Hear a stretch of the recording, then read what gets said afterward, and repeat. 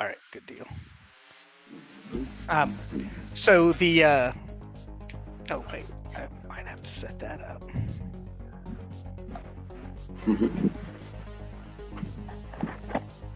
I don't understand why it doesn't hold this particular fucking setting.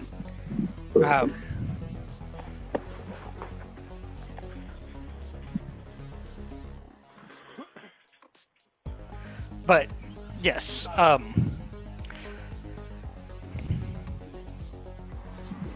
Droop, the feigning goat of a goblin, has been fully embraced by the town, and a lot of that has to do with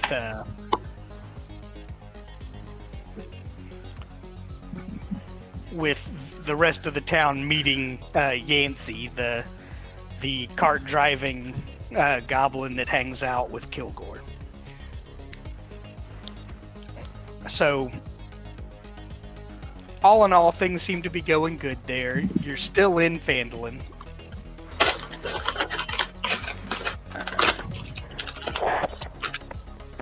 Give me a second. I'm still setting up.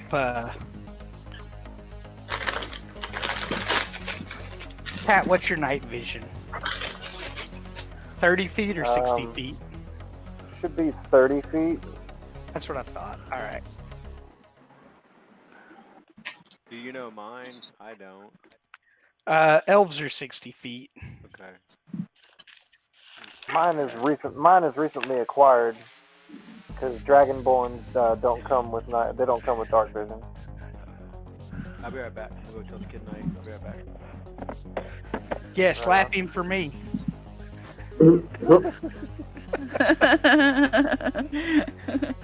Gotta slap those babies to sleep.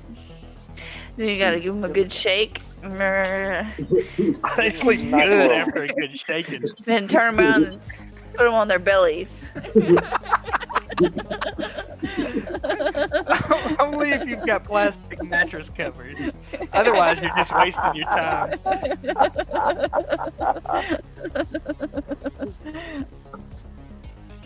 The old Death Box where they talk about going to weddings. You always want to hold the baby, just shake them up and hand them to somebody else. Just shake them up a little bit. Mine survived. I'm just kidding. I never shook a baby. Not while anyone was looking. No, not while anyone was looking. That's wrong. See, this is so weird because for some reason, even though Couch Slapper has changed his name, his token still shows like all the associations with his character sheet and stuff. But everybody else, I've had to go back in and reassociate like every time I put them in there. Really? And yeah, I don't quite get it, but whatever. That's part of what I'll be showing you guys how to do once. Because don't get me wrong, I'm enjoying the DMing and I'll do it forever. But as soon as somebody else wants it, I will spend hours showing you everything I've learned about this, if that's what it takes. Because I just want to be a player. Fuck all this. Your service is invaluable, sir. Oh, I am. Yeah, go ahead and bring me another one. She's asking Pat for another beer. Sean's like, oh, burger. Thanks, Sean. As long as I get to stay on my spot on the couch. Just leave your house and drive west. You'll be here in no time. Alright, this is... Oh, wait, Mike doesn't even drink. Awesome. He doesn't give a shit about the beer I got. Alright. I care about it, I just don't want it. Good for you, Mike. I want it to succeed in your belly. Oh man, is it ever? It's some kind of like coffee ale. Some kind of brown ale with coffee. Oh shit! I don't think it's caffeinated or anything, but fuck, maybe it is. I don't know. We'll find out. We'll find out about 2:00 this morning. The game just kept going and going. Right? I mean, hey, here's the big trick. It's Friday night. If there's at least like 3 or 4 people that still want to keep going, we can always throw Pat on the donkey. He's the one that's got to work in the morning. Okay. Yeah. So. I'm cool with that. But usually by the time Pat's like, hey, you know, it's getting kind of late, everybody else has already been yawning. So it's easy enough to just, you know, read it. And that's one of the things I love about the video, you know, is you get more by seeing people than you do just voice alone. So, all right. I've heard of people playing this over a conference call with no video. I just couldn't imagine, you know, the leaps you'd have to make with your imagination. We gave it a shot before I made you come in. Just me, Pat, Gary, and Sean, and it was workable. But I don't know, man. I personally feel like the Roll20 and being able to do what we're doing with the maps is super cool. But you know what?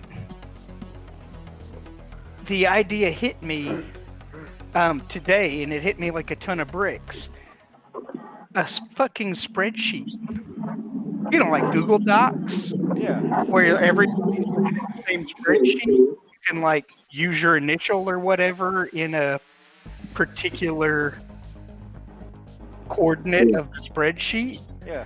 And, dude, I could whip up, you know, a 20 by 20 fucking, you know, a 20 by 20 square space that each one of those squares is 5 feet, and yeah, you know, totally worked. Goblin,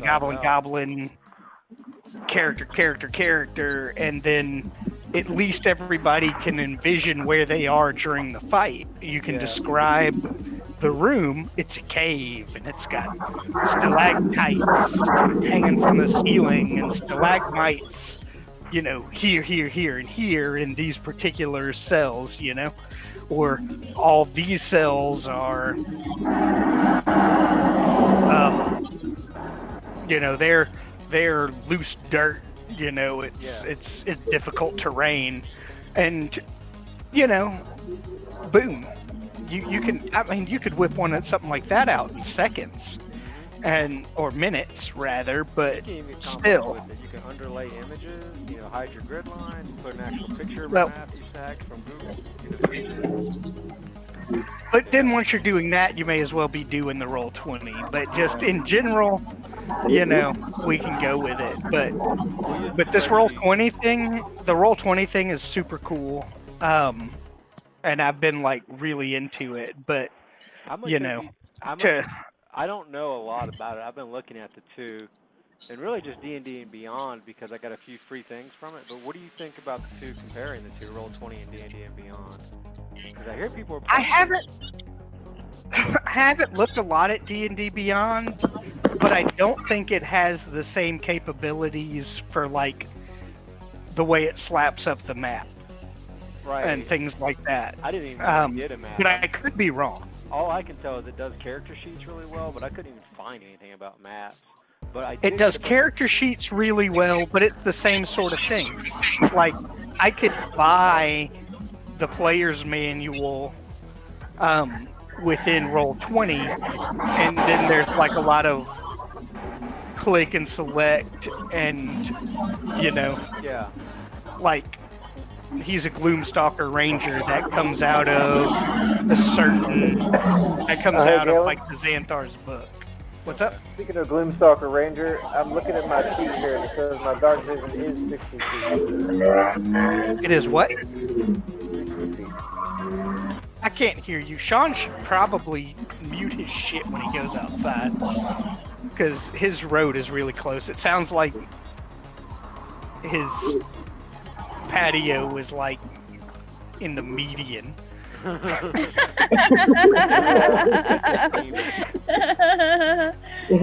don't Yeah, have we were just hanging out in the road, you know. Okay. I mean, believe me, it sounds that way. When cars go by, it is always so loud. It makes me think like Arizona has outlawed mufflers. Say hi to everybody, Tessie. That's a lot of Can-Ams going by. Oh, so y'all live like close enough to water that you're seeing a lot of like Grr. ATVs and shit. Oh, you can ride them all over town.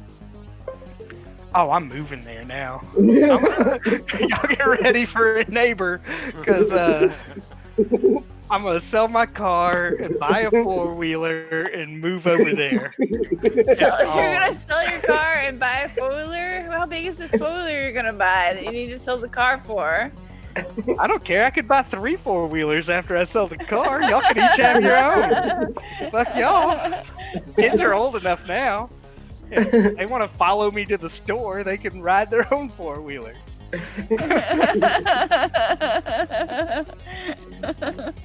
Alright, guys.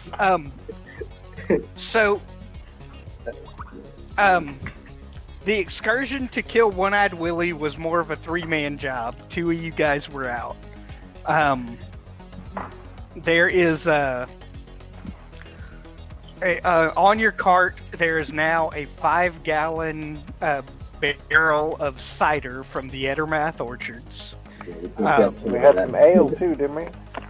You had ale that y'all had gotten from the Tressendor Manor cellars. I don't know how much y'all got. We'll assume it was a 50-gallon barrel, like a full-ass fucking barrel, you know.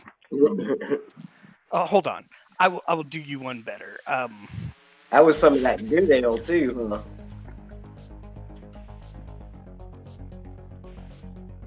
No, the orcs had the good ale.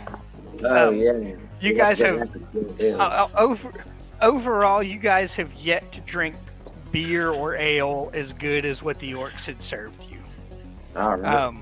That may come into play later, may not, but overall, you guys were like, holy fuck, these orcs have some badass goddamn beer.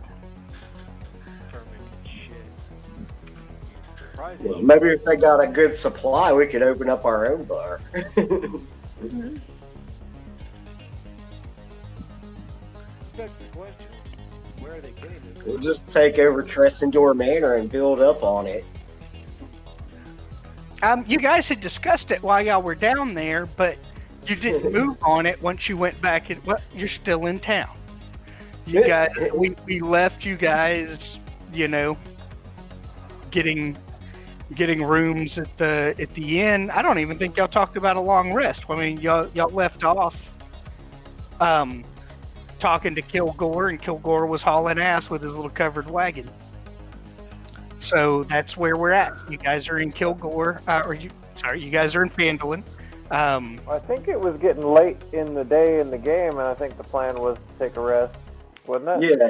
The plan was to take a rest, but I don't remember anybody asking Tolbin how much a room was or how many rooms he had or anything like that. So we can pick up with the 5 of you, you know, more in the bar area of the inn, close to the end of a day. I don't think any of us really spent any spells or anything, right? Surprisingly enough, I don't think anybody did. Well, Pat I don't has really the take hunter's any mark damage. on the. Pat's been a spell on One-Eyed Willie. I know. But then we did take a rest between since the last time did I put hunter's mark on One-Eyed Willie? I believe I you don't did. Did I? One-eyed Willie. Well, I guess I am one down one spell slot then. That's all I'm missing.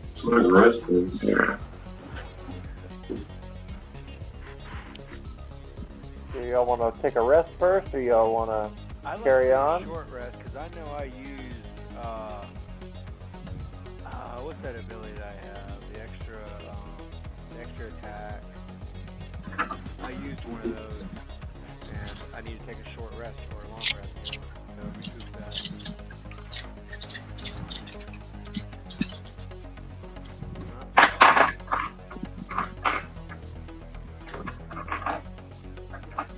Is everyone at full hit points? I'm at full hit points. I'm just down one spell.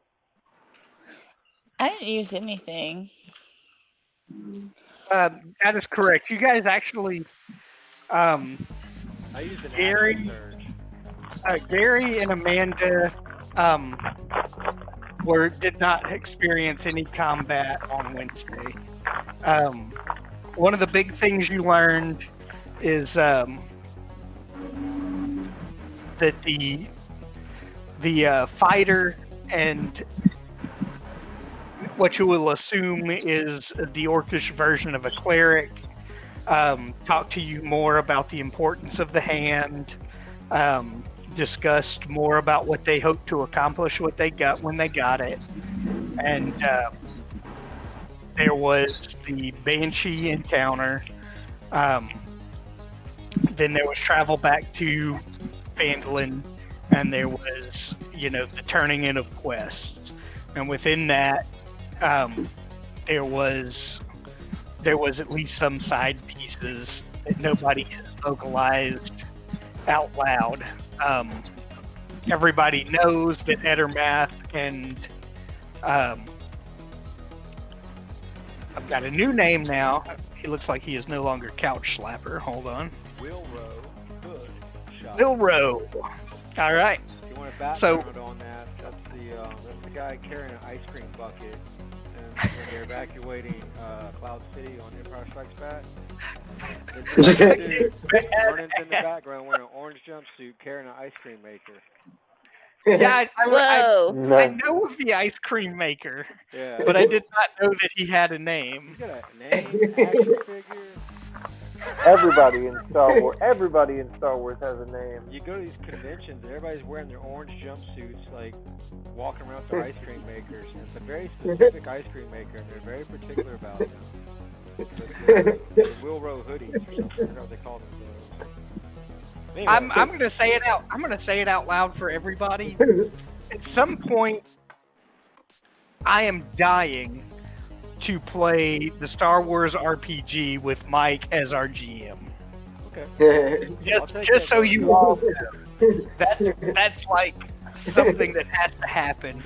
Might not be another year, maybe 2 years from now, but I got the PDS. that's what I was telling him. We can get all the shit for free. Yeah. So I played the Star Wars one before. It was pretty cool. I did too, but it was a long time A ago. long time I'm ago. quite certain it's gotten better. Do you create your own characters, or do you play like characters? Yeah, you create characters. It's like D&D, but different. Oh, okay. But it's done up with like classes like smuggler or soldier or various kind of stuff. Not everybody gets to be a Jedi, but Good. there's Jedi certain Lord. things. But there's certain things about Jedi, certain things about.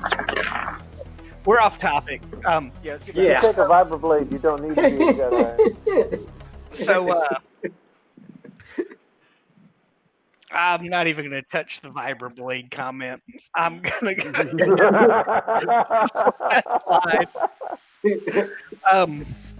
but you guys are in Phandalin.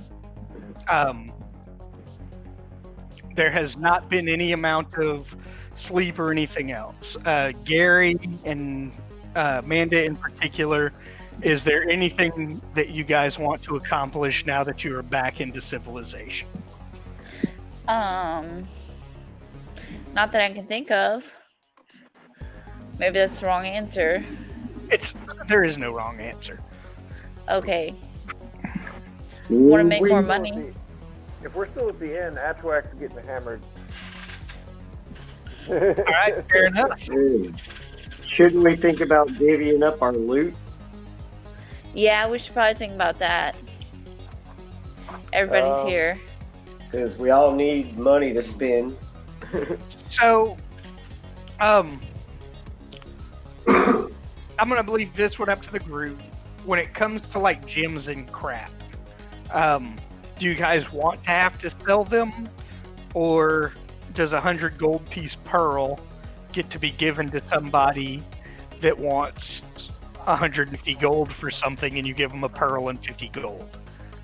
I mean, Yeah, we can do it that way. Yeah. Because- Use it as currency, quarters and nickels, dimes, you know, sizes. I mean,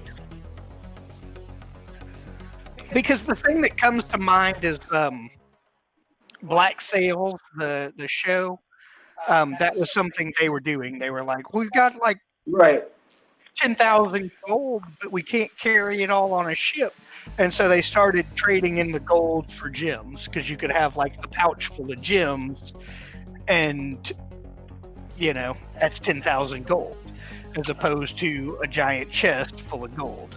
So to me, it feels somewhat natural, but at the same time, I also kind of understand that maybe the guy selling you fucking beer doesn't give a goddamn rat's ass about a 15 gold piece of amethyst, you know? So Right. I can see it either way, but I'll let you guys help shape that about what we're doing, so that I'm not sitting here being like, well, it says 15, but you don't have it until you can get outside of a mining town, because blah, blah, blah, right? You would have to find somebody willing to accept it as payment. I see that as a drawback to the lack of weight to gold. I would I think think that we're- if you guys are like, yeah, it would be the same as gold, then I'm cool with the idea that they're like, fuck yeah, it's still wealth, give me that. It's a heavily bartered society, it sounds like already, you know. They don't have Right. It just you might not be able to trade it in anywhere, you know? Well, and that's part of it, right? I mean, Yeah, that's what I'm saying. It needs a drawback because you don't have the weight of the gold, and gold is more readily interchangeable. That's true. Well, we could. We have the chest on the wagon. We could put all the gems and the pearls and whatnot in the chest, and then just divvy up the gold amongst ourselves. Yeah, and use that as a spending cash, Okay. and then we can stock up or whatever we need. And it's Because easier. I kind of Or like just split the gold. Yeah, let's Okay. split the gold and keep the mineral. You know? Yeah. I kind of like the idea of keeping the gold, the gems and stuff, in case we run into somebody who won't take gold. Right. Well, You know.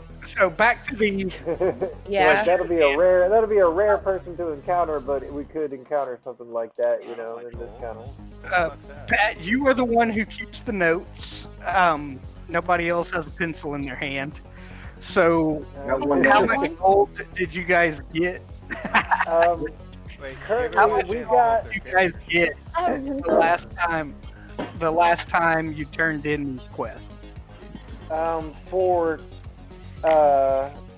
let's see, for killing or when we went back to Phandalin, the guy. Let's see, we got a pearl from the necromancer. I think that is the first treasure we got. Correct. So now you guys have $200 pearls. Yeah, so I guess that's going in the thing. Yeah. And then we got when we got back to and then we also told the necromancer about when we asked the banshee about the thing. We went back and told him the name of the wizard, and he gave us the ring of protection. Which nobody's decided exactly where that goes yet, but I think you guys were leaning towards Gary. Yeah, we want to give We, Gary a shot at it. Right, but I think we also wanted to go sell it in Neverwinter for $7,000 if we could. Oh, Well, Yeah, that's an adventure in and of itself. I was thinking Right, but we're still heading to Thunder Tree, right? Yeah. That's Well, right up Yeah, in somebody front can of still you. use it on the way, you know. Yeah, it can be used until we sell it. just don't break it. You know it, like Gary says, it might be more useful on somebody else who's in the thick of the action, because Gary kind of hangs back, you know? Yeah. I don't know, And that's yeah. kind of what I figured he was going to lean towards. Well, then back to Yeah, that. so that's what I would view the best idea is, Like Who, I'm Pat? the ranger, but I do tend to be the first one in. So. what's your armor class right now, Pat? My armor class is 14, but I carry a shield, so that's +2. So it's usually hanging out at 16.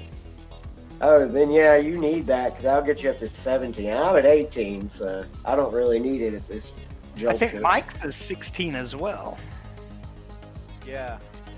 and he's a So- fighter. I'm yeah. fine with somebody else taking the ring because I just got the sword. Like I got the awesome +1 longsword. So Right. Well, then yeah. Then I don't Mike wanna- can I have don't the wanna- ring. I don't want to hoard the magic items here. What But I think we should sell that ring for the 7,000 gold because you could buy another ring Yeah. like that for less. I was just saying, like, I'll wear it for now. I'll be real careful. And, what do I need to do? Just up my armor class and attune myself? Or how's that work? Yeah, you'll be Pretty a much. king. It counts as an attunement. You get 3 total, but you don't have any other magic items, so it doesn't really matter. Just jot it down in your items, ring +1, ring of protection +1. But it's not just +1 to your armor class, it includes your saving throws as well, so you're going to have to remember that.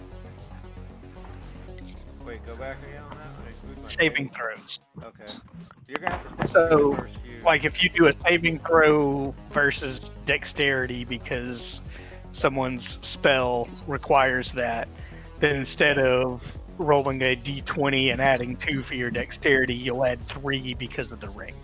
Okay, so I don't update my armor class. I just do it. You do update the armor class. Yeah, your armor class will go by 1. Okay. Well, okay. I've got notes, and I'm upping that up by 1 now. Hey, I want to say before we go too far, I do need to take a short rest before we go adventuring, because I did use one of my action surges last You guys are kind of at the end of the day anyway. I suspect you guys are going to be doing a long rest. I just wanted to give Gary and Amanda the opportunity to be like, I should really swing by the Lion Shield Coster. Well, yeah, dude, we're not done with Yeah, that. I still have more stuff here. Yeah, we're not done yet, not by a long Okay. shot. Okay. Yeah, but okay. After the ring, when we reported to the old dude at the orchard about the zombies, he gave us 5 barrels of cider, and then he gave us 1 barrel of ale, according to my notes here. I don't think he gave you a barrel of ale. I heard He wouldn't barrels- have ale. I heard. Well, I heard 5 barrels of cider and 1 barrel of ale. I mean, if you want It was to a scratch 5 the ale, gallon. then that's whatever. It was like a 5-gallon barrel of cider. But the 5 guy runs gallon, an whatever, orchard. He doesn't have ale to give. I don't know where you might have wrote that down. You guys did come across barrels of ale in the Tressinger Manor. Okay. All right, so we got the cider, and then when we reported to the elder about killing the orc, he gave us 100 gold pieces. Yeah. So we have that, and then let's see. We went by the gold and the silver we got from One-Eyed Willie. We got a 120 gold and 160 silver from One-Eyed Willie. I think I have those right. Copper as well, wasn't there? I didn't remember hearing copper. I thought I remembered copper. Hold too. on. Give me just a second on that one. I'll find it real quick. 20 gold, 160 silver, so far. I'm using a program called Calculate Tool. I'll let you guys know how it works out. Yeah, we just need to divvy it up by 5. No, y'all just go so fast. I can't keep track of the numbers in my head. I'm not going to worry about I'm stuff. stuck on this brain loop OCD thing. So I just like to steal. Well, I mean, to be realistic, no, I don't think I will. But there'll be plenty for me to eat tomorrow, and I'll cook up sausage when I eat it for lunch. Go ahead. You're like sitting around waiting for initiative turns and everything else, and just kind of running everything. So. But I'm not very hungry either. I kind of ate lunch late in the day. And if I get hungry, I'll take another shot of whiskey. That always works. Yeah, buddy. All right. Hold. Good. All right. Cravat. Yes.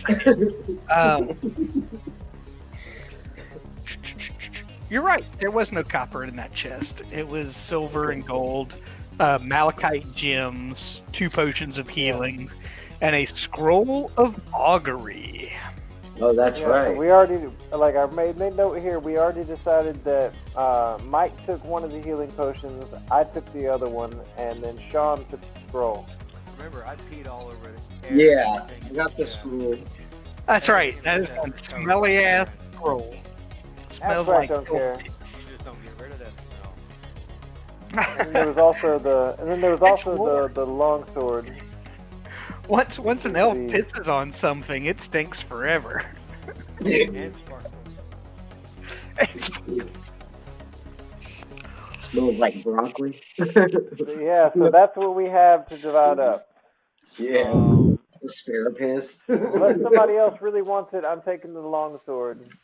I think ultimately the longsword probably is best used with you for now. I think at some point that statement may change, but for now, you're probably the best person to have it. So there's like And nobody else is bothered to complain. Amanda's dexterity based. Gary is primarily distance casting. Mike is light weapons for now. So all in all, you know, you are the person for it. So did anybody math out that gold and silver yet? I think it's 44 gold and 32 silver. But Okay. you can correct me on that. I don't want it to be the final word. Yeah, that's what I'm looking at here. 44 gold and, what did you say on the silver? 'Cause I haven't done the silver yet. Hang on. 32? That sounds right. 60 divided by 5. Yeah. Yeah, 32. That'll work. So you got that? 44 gold, 32 silver. 28 gold. Oh.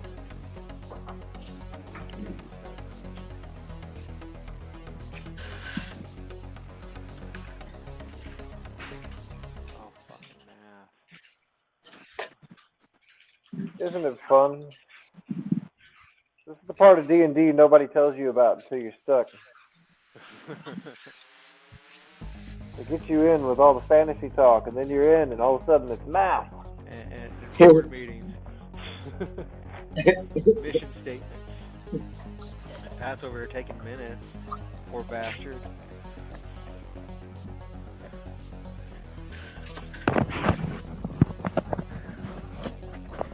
So basically, you guys are looking at 5 silver apiece for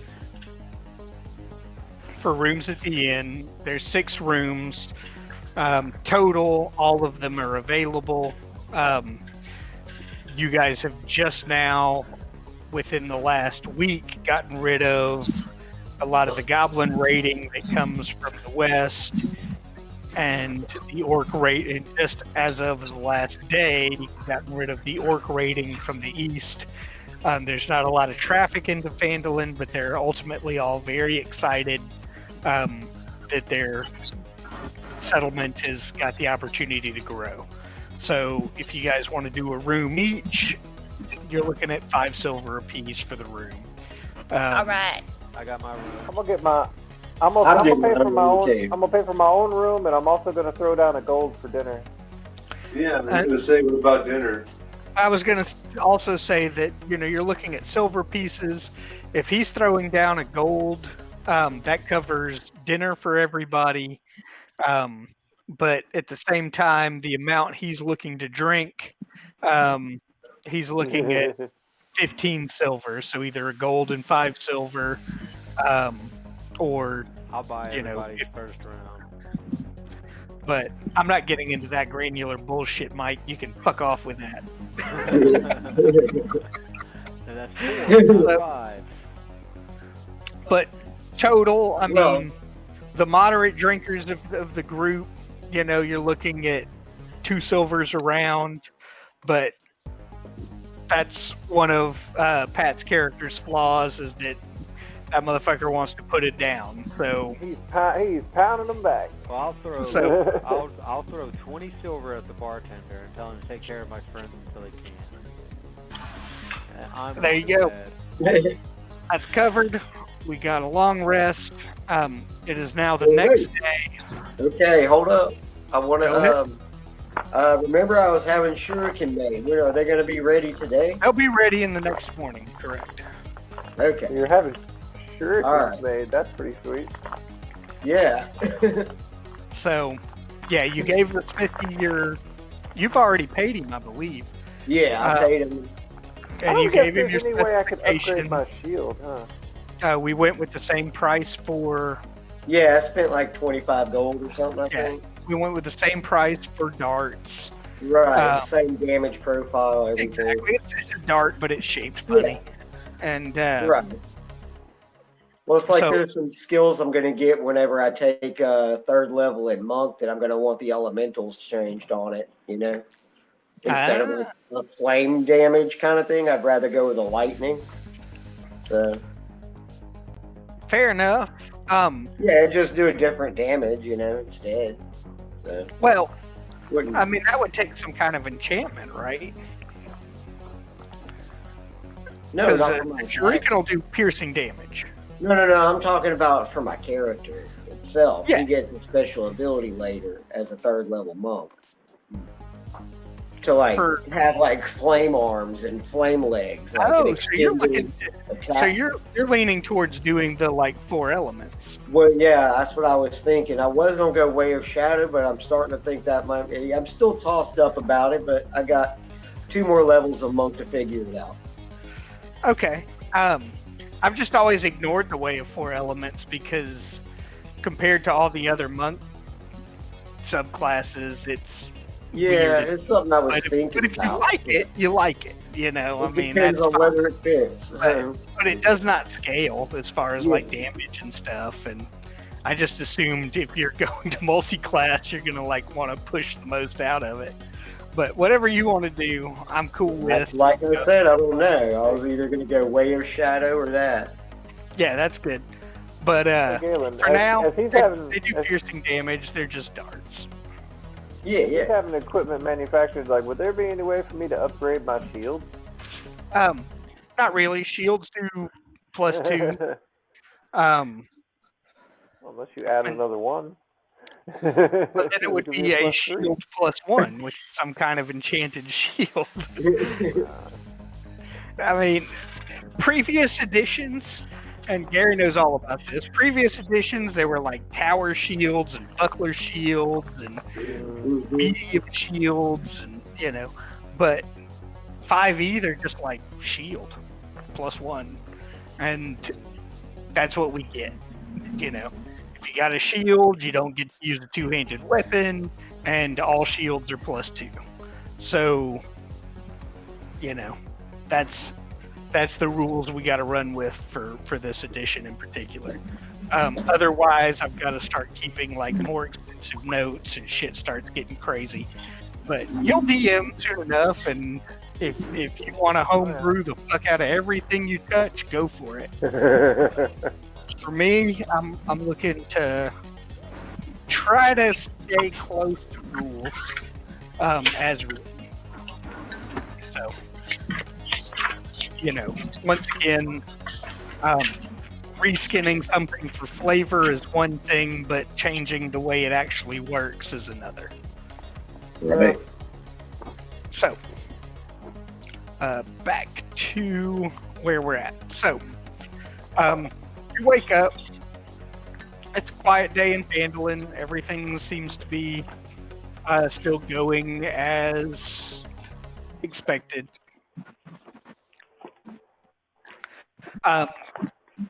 You are free to stick around the town, but your next known clue to find Cragmaw Castle is in Thunder Tree.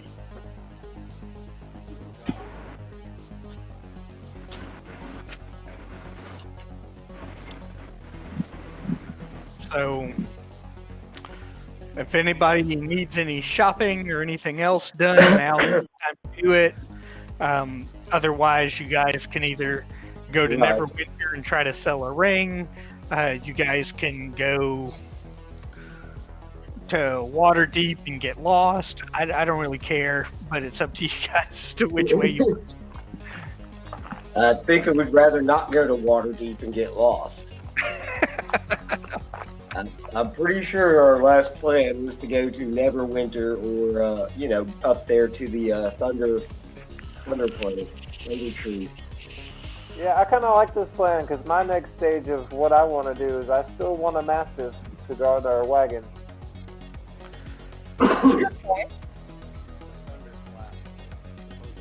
That is still happening. That's up to the rest of your group. If Mastiff is important enough to go to Neverwinter before going to Thunder Tree, it's up to them. If you guys want to just head directly to Thunder Tree, I'll go rogue, man. All I'm saying is, didn't she say that, yeah, there's one in Neverwinter, but we kind of thought if Thunder Tree's a big town, maybe we'll find one there as well? No, Thunder Tree is not a big town. Oh. Neverwinter is. Neverwinter's where we started. Well, she told us, like, the lady told us to go to Tribor, which is way further than Neverwinter. Yeah, we don't want to. No, we're not going there. Apparently, she didn't like us. She was going to send us way the hell away. But yeah, it was at the earliest available opportunity. We are getting a Mastiff to guard the cart, and smaller members of the party can ride it. Maybe. So yeah, I'm all about let's go find this druid. We're still looking for this dwarf, aren't we? that is correct. One of the main things you guys are after is finding Gundren and his map.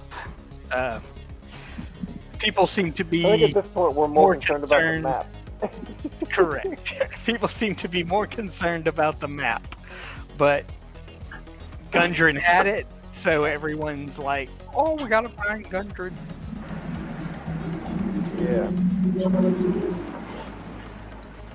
Because we're kind of in the process of starting a civil war among the orcs, and we need that map to do it. Not sure why y'all want to start a civil war among the orcs, but yeah. I think it was more, let's not fight with this guy now. Wait, Gideon King is also an orc? Yes. Oh, what do I say? It's an orcish kingdom. One of the to give you the more of the background on the orcs, since you seem to miss that, is the sitting king is all about reestablishing treaties that existed with elves, humans, dwarves, whatnot. This guy seems to be all about reuniting tribes to, continue orcish plundering. So, you got the hand is something that is really important to orcs in general.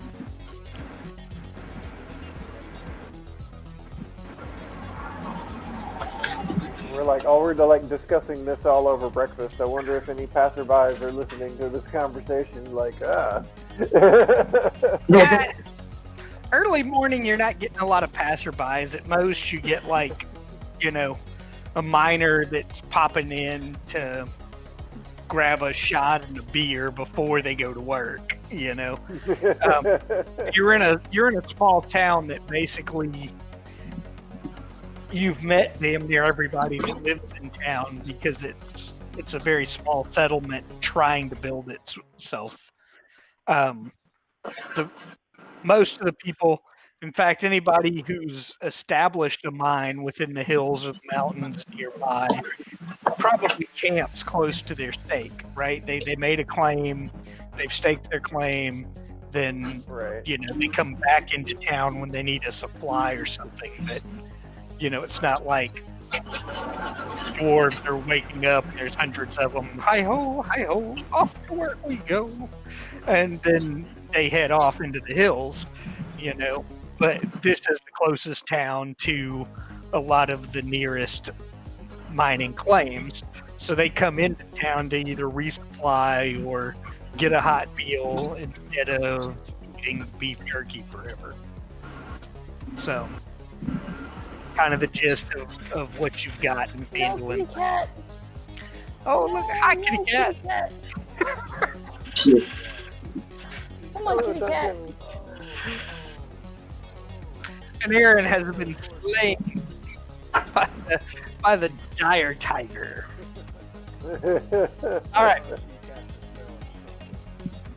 So you guys are looking to go to Thunder Tree. Yeah. Unfortunately, I've got weirdness where, like, some maps are calling the same number of hexes 40 miles, and other maps are referring to it as 15. Yeah, I remember we were looking at that. It was. But it was I'm going to weird. count them out. Let me see.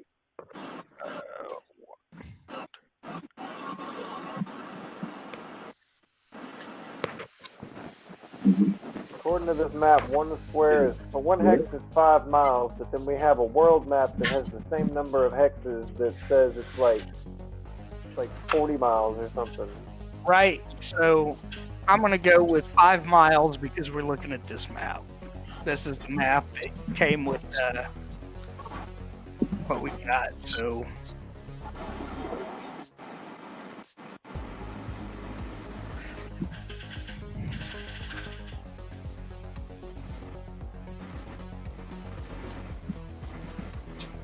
You guys are looking at about a 2.5 days worth of journey to 2 to 3 days.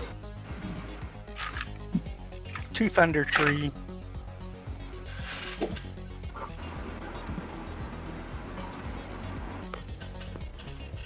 Do we want to go there first or stop in Neverwinter though? That's I guess completely up to you. I guess I'd we say can we always stop go in to Neverwinter. Neverwinter after Thunder Tree.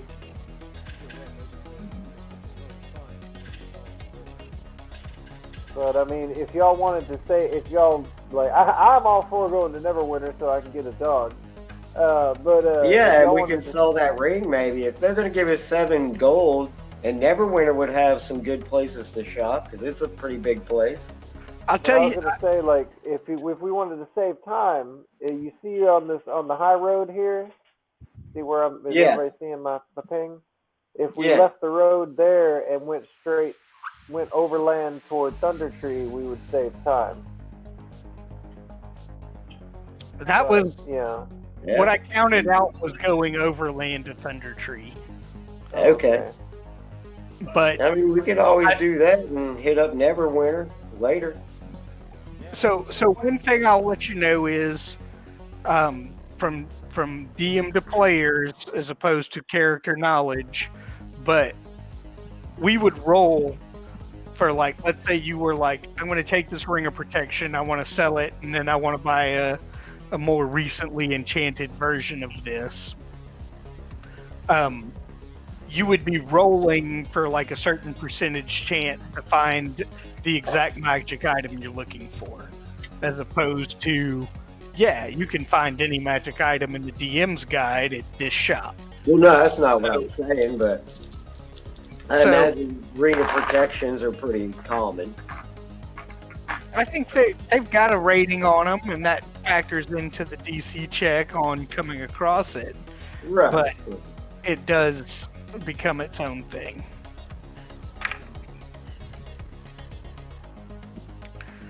Well, I'm just gonna be looking for a dog trainer. A dog trainer that sells dogs. Fair enough. But I will also tell you, DM to player, I don't really give a shit about your cart.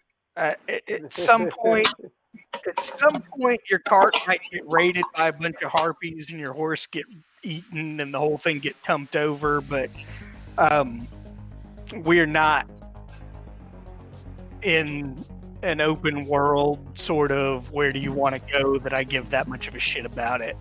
Your cart is in no fucking danger. Still, a dog. Let him have his dog, man. Fine. As you're about to leave town, The dog could get killed one day, and then there could be a whole John Wick thing. That's right. Hatchwack be going on a revenge spree. My dog. Yeah, we'll kill you for 3 weeks.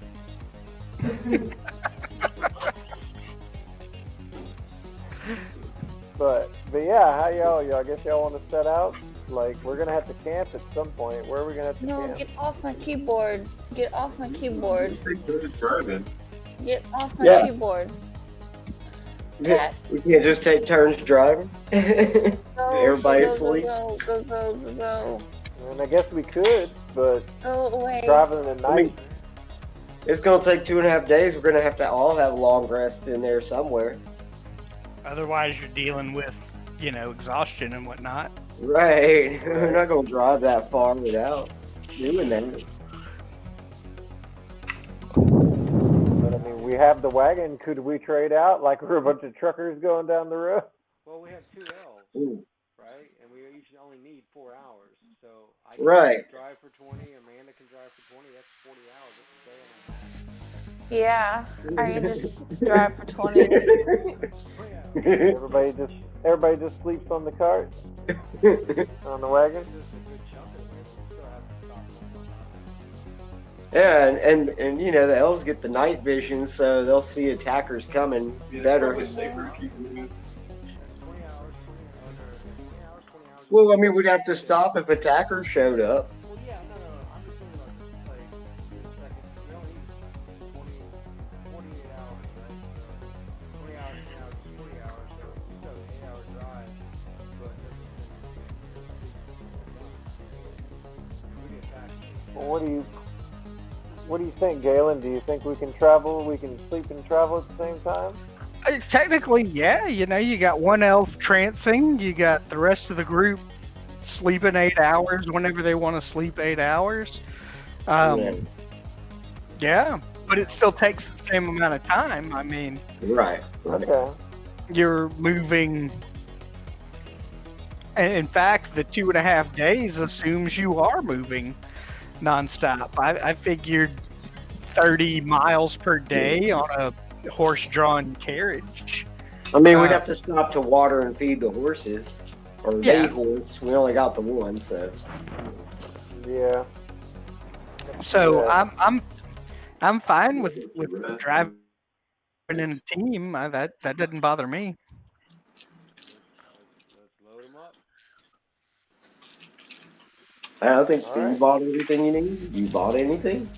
All I got was studded leather. But I did that last time. Oh, okay. All right. So- We're good. I'm good. We're good. Yeah. All stuff. The non-elves, you guys are what, sleeping when it's dark outside? Are you Hatchwack staying sleeps awake, at night. whatever? I mean, what are we I doing? mean, Hatchwack I think sleeps we at should night even pretty do much, that in like, shifts. We could do that in shifts so that there's not just one person awake at a time. For Good idea. responses. Yeah. So, Okay. I mean, I'm Who's whenever. day shift? Who's night shift? I'll be night I'll be shift. day. We'll be night. Me and Gary are night shift. Yeah, Okay. yeah, visions or dark visions. I don't, All right. but still. I mean, So- we're not light. Well, I mean, we could.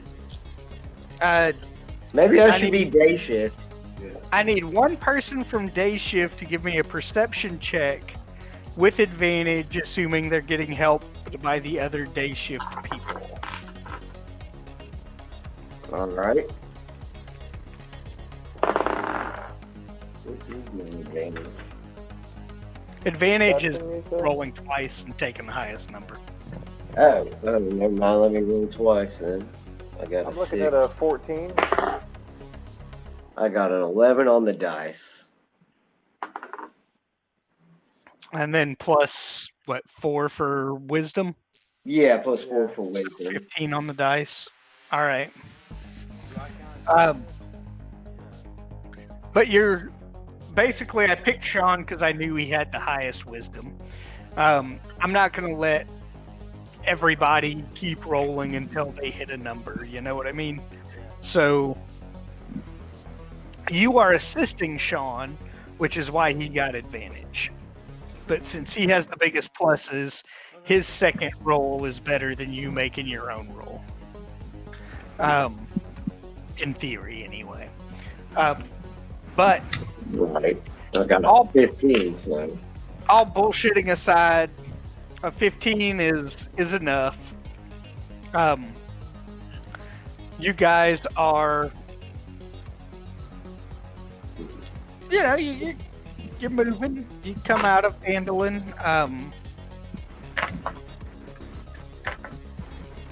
I'm going to assume you're not, you know, looking to go into the woods, but you're also looking for the most direct path. So you guys are cutting it pretty close. Once again, the trees that you're seeing on the map do not represent like all fucking trees. This is a dense forest. Okay. So there are trees. Fine, there is a certain amount of like, you know, forested area, but you know, it's not like, oh, these are open plains and this is where trees live, you know. So there's still trees and shit, but yeah, there's just more sparse. Yeah. Well, we should be super fine if it's all forest and everything, because my favorite terrain is forest. yeah, I mean, but either way, there's you guys are making good time. I mean, your first 20-hour shift of an elf driving the cart is pretty cool, but somewhere in this particular zone, you guys encounter an owl bear. Sean's 15 is enough to not be surprised by his big owl bearly ass, but at the same time, shit's happening. Is it a dire owlbear? He is not a dire owlbear, unfortunately, because, you know, a dire owlbear would be a much better challenge. But,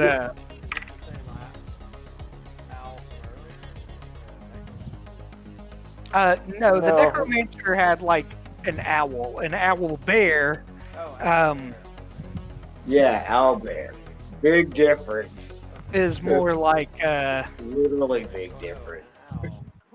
he's like half owl, half bear. He's like this guy right over here. Did that pop up on anybody's screen? Yeah. You got it? Yeah, there you go. Okay. I was trying to find the picture. That turns all. But yeah, okay. Awesome. So I want to alert everybody to this. oh, I'm betting you do, and with a 15 on your roll, you know, there's no big surprise for anybody in the party. I've already rolled his initiative, so you guys roll some initiative and let me know what we get.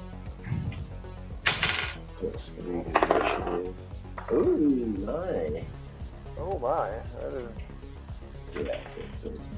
I got a 16 plus 3. Okay.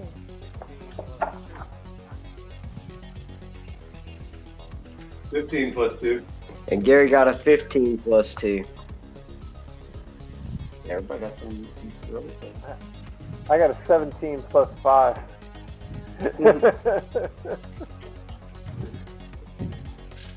Which is a 22. Yeah. Mike, what was you again? I should put you at the top then. 16 plus 2. All right.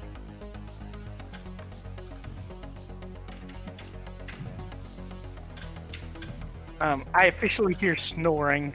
Unfortunately, we did a whole lot of dicking around, and And this beautiful woman over here passed out on the couch is Oh no. probably going to get muted. Let me take this as a quick minute to take care of her. I also need to pee, so sorry for all the build-up, but it'll be just... It's all great. Quick little break. I might have a cigarette. We should have made a rule to be able to do that.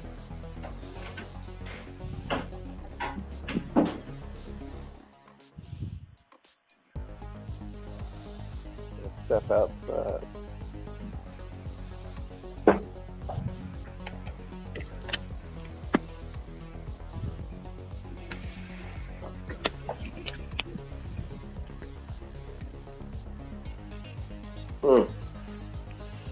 Fucking hard.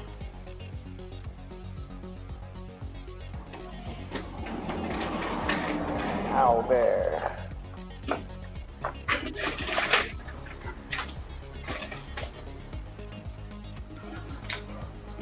Does anybody watch anybody play D&D on like YouTube or anything?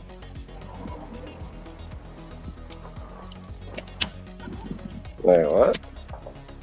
You watch anybody play YouTube? Play D&D on YouTube or anything? I haven't. Not in a while, anyway.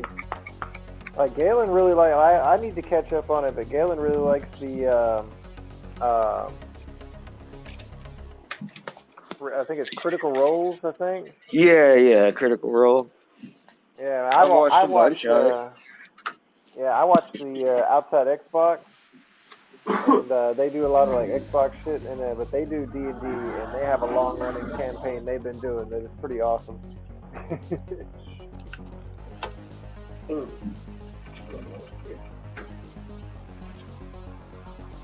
Like they actually just released their newest one today. Like they've been doing it online, but then they also like they stream it, you know. Yeah. They're pretty cool because like they're really goofy, but they bend the rules a lot. Is one thing. Like they bend the rules a lot on what they got going on, but you know it's all for entertainment, so it balances out. Yeah, I'm back. The rules are meant to be bent. To some degree, I believe, Yeah. but at the same time, you know, to each their own. For me, it's like once you start bending away from rules that you can easily Google, it becomes a pain in the ass. No, I'm just saying to make it where it's enjoyable for everyone. You can include or disclude anything you want. Correct. You know. I will never be complaining about a DM that's like, oh yeah, you can do this or this, but for me, it's all about what I can easily Google on the fly as we're in the middle of some bullshit. So. Well, I had one thing I'll probably try if I ever run anything for us is somebody gave me the idea. I was reading online. Anything you want to tweak with magic, like the rules of how magic works, like you can allow like changes to the things, but then it's set. Like once it's changed, like that is like a thing, and so the enemies get to use that too. That's something I'm definitely in. What's good for the players, good for the encounter. I mean, I am super for like changing the flavor, like for Sean's character in particular, when you read what is it, Flame Strike, what is the name of that spell? Shit, I can't even think of it. But whatever it is, it's the Divine Fire Sacred Flame. The Sacred Flame. Yeah. So, and I am completely, you read the rule and it's like, you read the spell and it's like a tower of flame comes up from this spot and it does radiant damage. It's still going to do radiant damage, but it just makes more sense to me that since he's a Tempest Cleric, it looks like a fucking lightning bolt, you know? Right. Yeah. Pow! Same with, like, the idea of the guiding bolt, you know? I mean, how boring is it that it's always, or how much sense does it even make that it's always, like, a bright guiding light? If you're a Cleric of the Grave, maybe it's different. If you're a Tempest Cleric, it's going to be different. If you're a Cleric of Light, it's going to be different, you know? Of course it is. It should be. And so, but it's just a matter of description more than anything else. Much like, you know, Sean's the monk and also the Tempest Cleric. So if he wants to use Thaumaturgy to do something impressive, I'm more thinking of like the lightning guy from Big Trouble in Little China. You know? Yeah, exactly, right? You know, and you kind of stick with it. Yes, the description of Thaumaturgy is big and broad, and you do this or this or this or this, but mechanically, you know, when you're looking to put forth an impressive visage, once again, it should make sense with your divine reign and everything, you know, your divine sphere and everything else. So, but basically we're going to bullshit until Mike shows up, because Amanda she ain't coming back. So, once Mike comes back in, we'll pick back up with this owlbear encounter. Yeah. What's that? The full moon in Venus.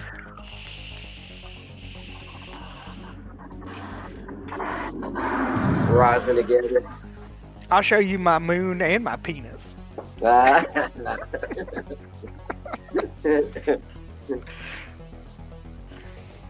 exactly why I bought this camera.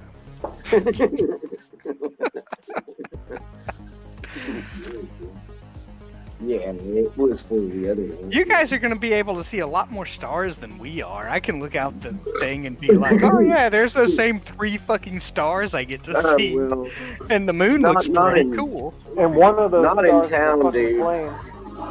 No, y'all get some diluted.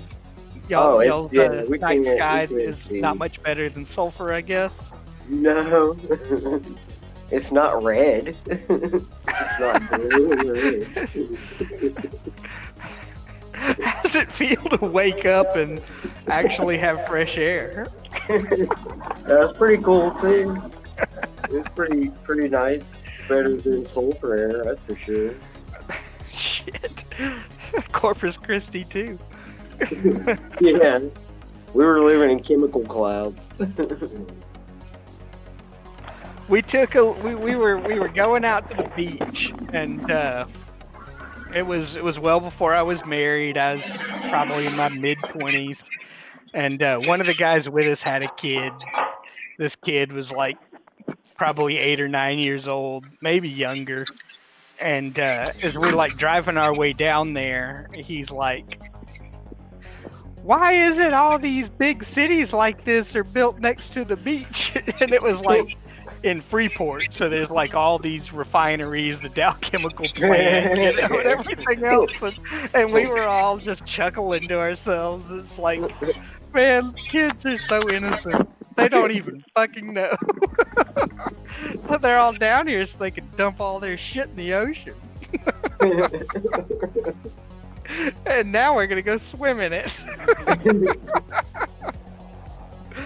So, Mike is back. Atchwak knows how to hit shit. There's no map to this, so it really doesn't matter. You guys are puttering through. It's lightly wooded, you know. It's you're not forest, but you're close to it. And this goddamn owlbear jumps out, you know, towards the cart. Roar! Or is it hoo hoo? I don't know. But The owlbear's coming at you, and it's a scary motherfucker because these things are they're no joke. Yeah, that's right. They're big and scary. We decided Atchwak was part of the day crew. So you're, either way, Sean's awake and he's like, "Goddamn, owlbear coming right for us." So you guys have plenty of time to go in initiative order. There's no real surprise. By the time this thing is spotted versus by the time it gets in within range of your cart, you've got it. He has a decent move speed, so he's closing in. He's probably about 20 feet from you by the time any of you can decide you want to act. But Atchwak is at the top of the initiative. Alright, well, you'll probably get used to hearing this. Bonus action, Hunter's Mark. Nice. 3 stones? Yeah, 3 stones at level 2. And, so I guess put my Hunter's Mark on him. And I am going to, I'm going to run up and I'm going to hit him with my longsword. My new longsword that I have. What's that? Give me a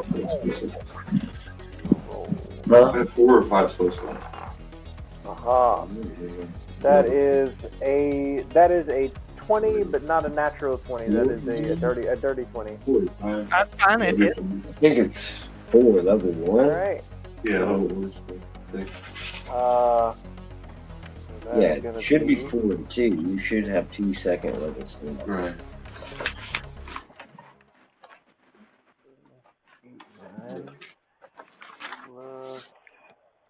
Your 3rd level, 4 first, 2 second. That is going to be 10 points of damage total.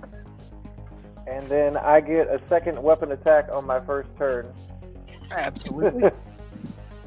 So I'm going for him again with the About longsword. 3 first level. What's that? The damage?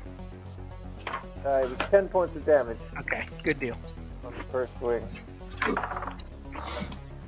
Oh, and that is, good lord, that is an 18 on the dice. Plus, that is going to be a plus 6. So, yeah. I'm definitely going monk for my next one. And, alright, so this is going to take some complication because my extra attack gets plus 8 on the, plus 8 if it does hit. So, or plus 1d8. Okay. So, I gotta do some math here. You gotta do something. Well. Not good. It's not a good road to go down. Alright, that is, so, and still got the Hunter's Mark on it. Oh, shit. That is, 13. That is 19 points of fucking damage on the second hit. Oh, damn. All right. Well, that's gonna piss them off. Fair enough. Yeah, that might be- Xenos, that- it is your move. But indeed, this owlbear has taken 2 pretty deep fucking cuts, but it is it's not altogether looking like it's halfway dead or nothing. It still Sure. looks like it's Oh, plenty shit. plenty of vigor. Now I'm standing right in front of it. Well, I'm still on the cart, I guess. You say we're 15 feet away? 20. Okay. So you are more than welcome to jump off and rush it or Right. do whatever you want to from distance. Honestly, I think right now for this attack, I'm just gonna Sacred Flame him All right. and then move. 17 on his saving throw. So he survived it. Okay. So Next person is going to be. Well, I want to be able Wendell. to. Can I use my movement? Oh yes, you most certainly can. You Flame still have didn't work, but I want to move off to the side, like kind of flank them with my movement and get, keep distance. I don't want to get too close yet. Certainly. I mean, you got 30 feet of movement, so you can get 10 feet behind him and even be directly behind him, ready for the flank. Yeah, I want to do that. Okay. Wendell, it is your turn. I mean, Wilrow. Goodshire. So I'm going to stay on the wagon. I'm going to use it as a high spot. I'm just going to stand up with my light crossbow. Fire. Oh, shit. The 9 plus 4, 13. That's a miss. I'm guessing. Mm-hmm. So that's it for my turn. A 13? Yeah, is that a hit or a miss? 13 is a miss. Wait, hold on. 9 plus 4. No, it's 13. That's all I get is plus my 4. I don't have any other modifiers. Never mind. Okay. I know how to be lucky cat. I am unstoppable. That's Gorgon. Holy fucking shit. Alright.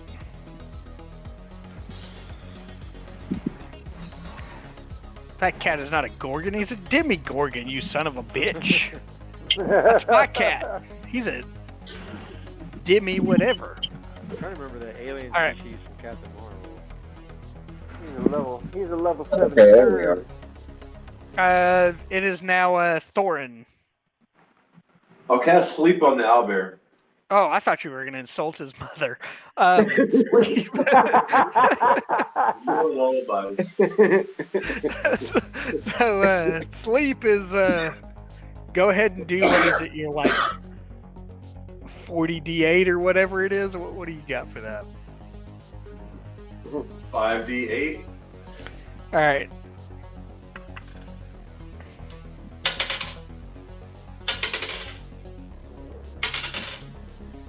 Mm-hmm.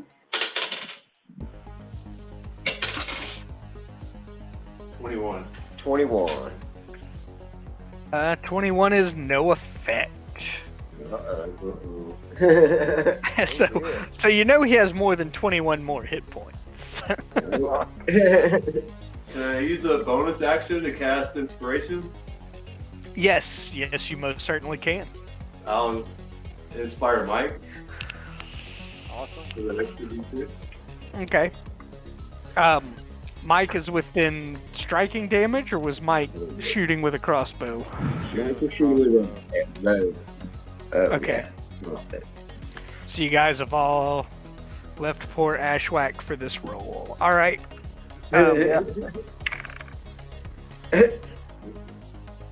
Bring it, Albert.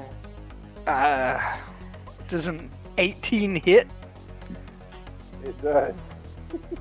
Okay. So basically, this is a claw attack. Give me a second. I got these purple and red dice. I can't read the numbers off of really well, so I gotta like search. All right, so Some new dice. I've been thinking about buying some new dice. I want a set of the metal ones. I got some. I like them. that's 17 points of damage. Holy shit.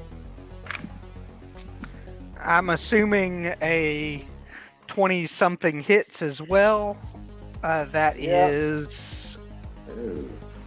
I also do think I need to buy new dice, but I might need Pat to like sell it. But that one is only 6 points of damage. To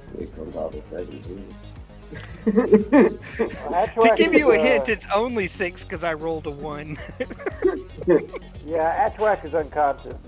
All right, so you guys are down a Dragonborn. Xenos, it is your turn. Fuck me. And you are within 10 feet from behind this bitch. Okay, Galen, Yeah. my first death save is an 18, so that's one. Okay. You're supposed to roll it like immediately, right? Yeah. First one happens when you fall unconscious. The second one will be the top of the turn. Well, that is a success. That's All You're right. supposed to be my lucky Yeah. cat. What happened?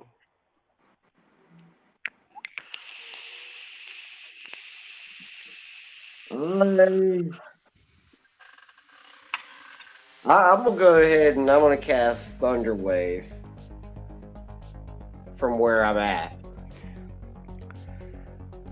Wait, I might want to. If I step back 5 feet, I want to be 15 feet away so he just gets the edge of the blast and hopefully nobody else takes it.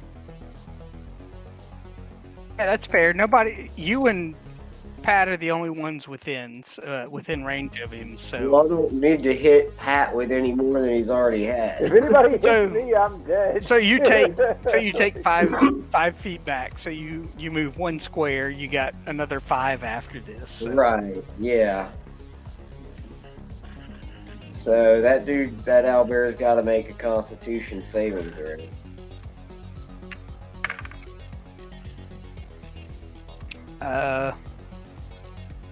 Constitution. Probably gonna get it. Oh yeah, that's an 18. Oh shit. But it's half damage, so you still get to roll your damage and cut it in half. Right, but at the same time, I want to go ahead and use Destructive Wrath under Channel Divinity. Ooh. I'll call that full damage. So what is it, like 3d8? No, it's only 1d8. What, Thunder Wave? Well, it's 2d8 if he had failed the Constitution. Oh, fair enough. So 8 damage. Oh. All right. Well, actually, I don't need to use that right now. Never mind. I don't know what I was thinking. It ain't gonna do any good. I'll roll a 1d8. Okay. It ain't gonna be an 8. No, it's a 2. All right. But I also want to move. If I'm 15 feet away, I got 5 more squares. That's another 25. That would put me 40 feet from it. Fuck, Okay. that thing can probably get me. So towards the cart or away from the cart? I'm gonna go hop back on the cart. You're hauling ass back towards the cart. You move 30 feet to get to where you are, so you're 5 feet away from the cart. Okay. But it is now Wildross's turn. Wildro. Wildro. Will Not like Wildro Wilson. All right. Will Row. All right. I'm still catching up. He's not couch slapper anymore. I'm good though. I mean, I'm game. More, I was working on my backstory. And I was like, let me go. Working on your immersion. I'm with you. Yeah. A good elven name. Wilro is a solid deal. 20 years. Okay. Anyway, I'm rolling for light crossbow.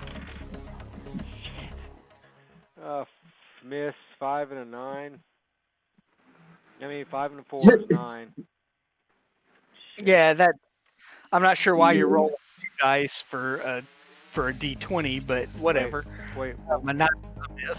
Did you want to roll a d20 instead? Wait.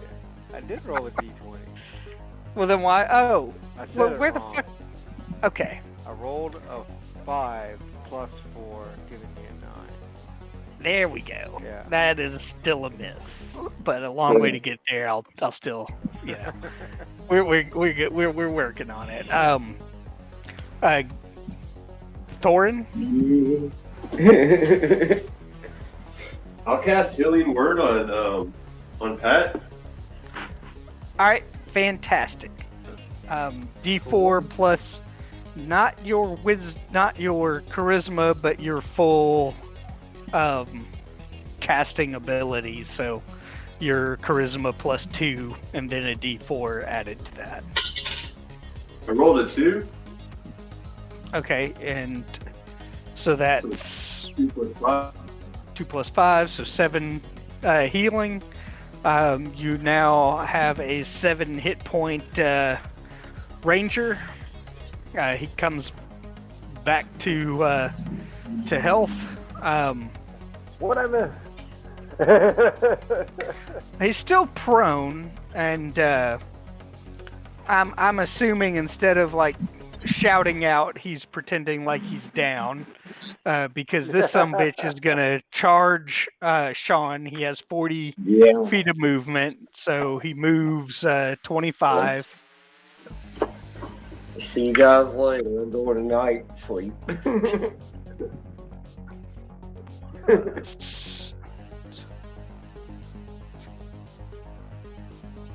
So 20, I'm sure hits. Yeah. 15 points of damage. And so he like swipes with his claws and comes in with like a bite. He misses the bite, so you're where you're at with the damage. Was that 15? I said. Yeah. That should have been 16. It's plus 5 damage. Was 11 on the dice. So we're back up to the top, though. He has rushed past you, Pat. You are prone. It takes half your movement to stand up. You're probably not going to be able to get within melee range. Well, can I stand up and throw one of my hand axes at him? You most certainly can. Alright, well, I'm going to stand up and throw a hand axe at him.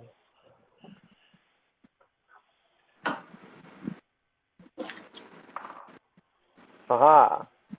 That is a dirty 20 to hit. That's going to be a hit. 15 plus 5. Alright, cool. So, that'll be plus the D6 for the... that is going to be a... Let's say, there's going to be an 8 total to for the damage. All right. It takes the axe. It's a decent amount of damage. I mean, you can tell he feels it, but this is it's a very ferocious beast. His attention has not been deterred. But we are back to Xenos's turn. Okay.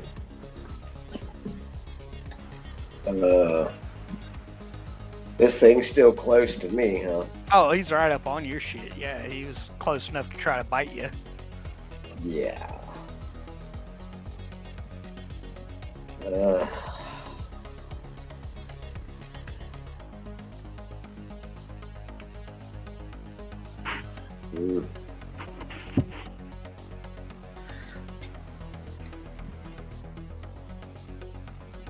think I'm gonna do inflict wounds.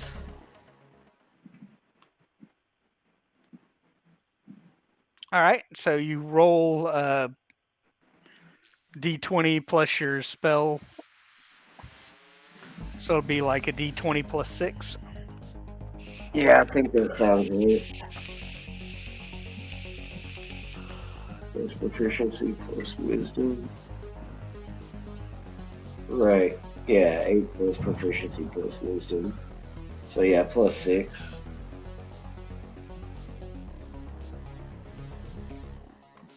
Alright. And, ooh, that's a 19. Alright. So roll your damage. Which is 3d10.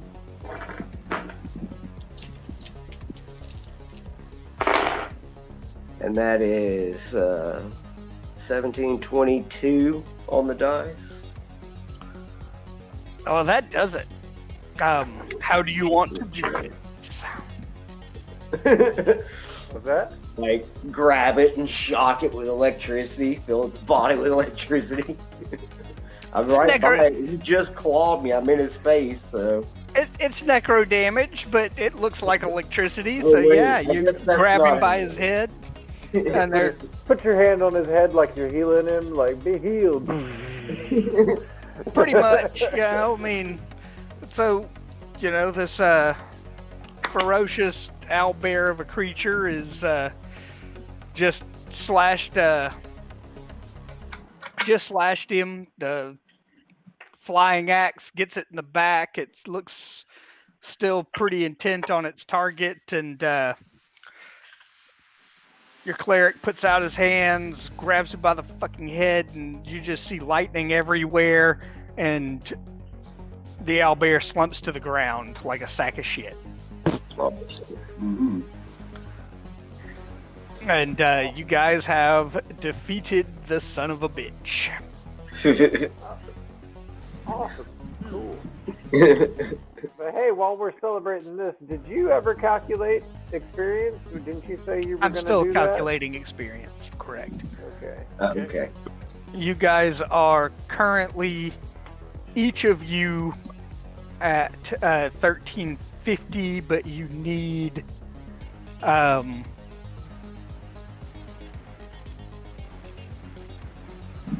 shit. Yeah, fair enough.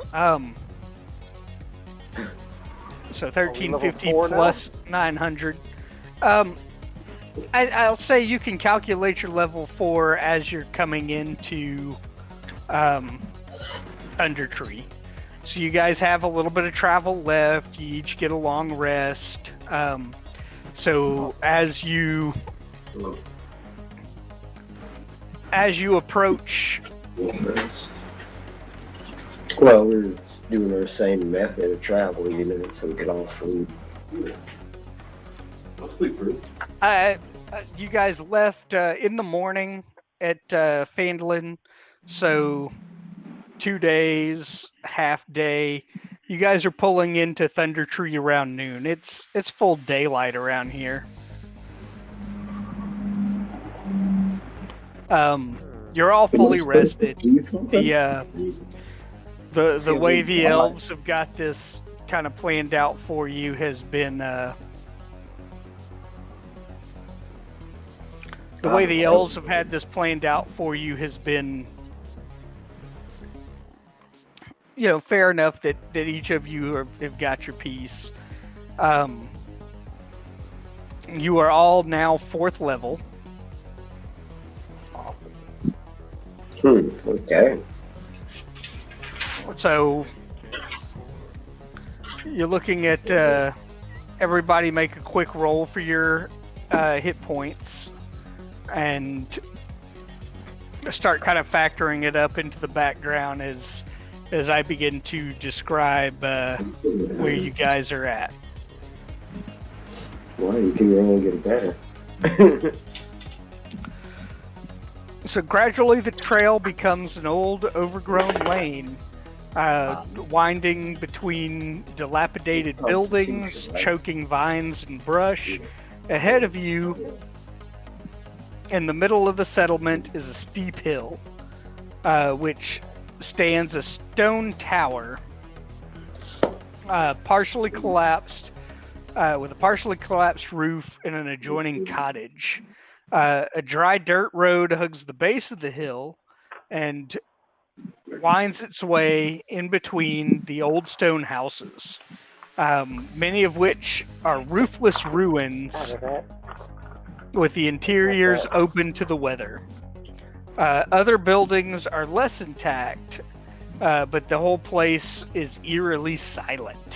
There's a wooden sign posted as you come in that says danger. Plant monsters and zombies. Turn back now. Sounds like our kind of place, guys.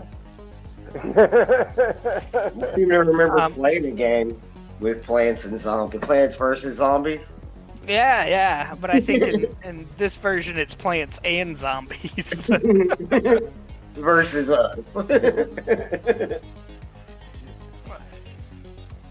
Plants and zombies, huh? That sounds lovely.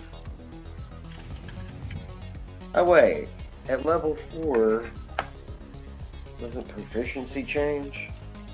No, it doesn't. Not sure. Well, I guess it might depend on your class.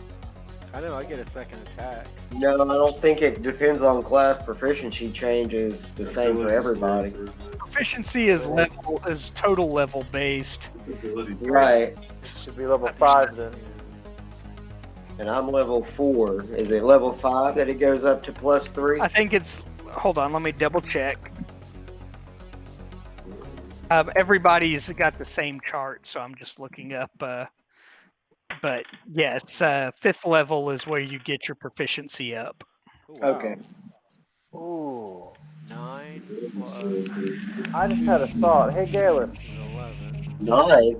I've got ability score improvement at 4th level. That means I can not do that and take a feat, right?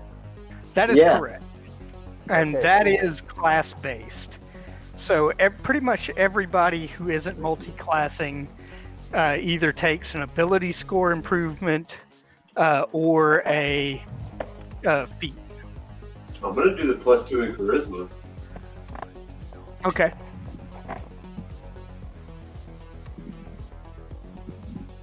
I might take a feat. I'm considering it.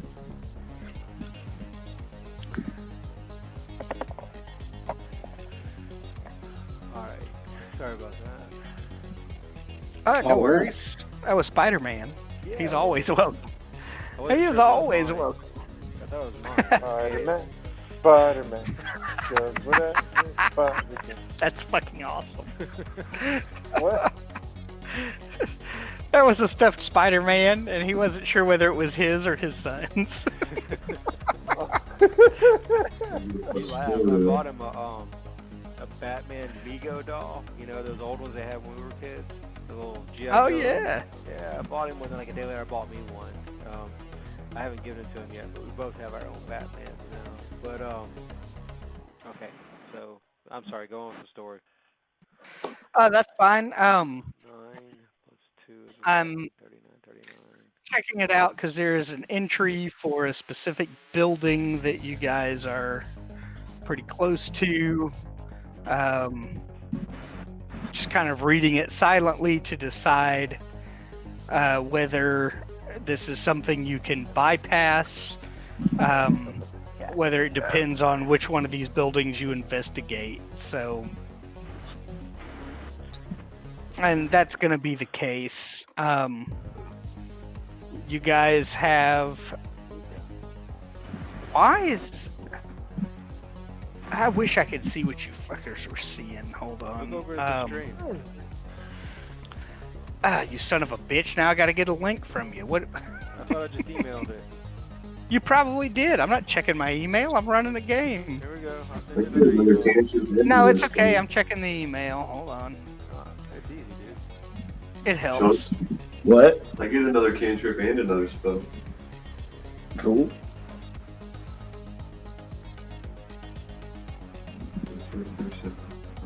Okay, an hour ago. This is the proper stream.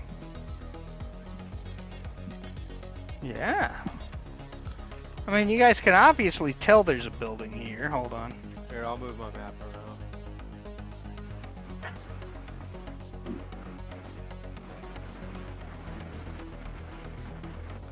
So, you've got a building here, and you've got a building here. So,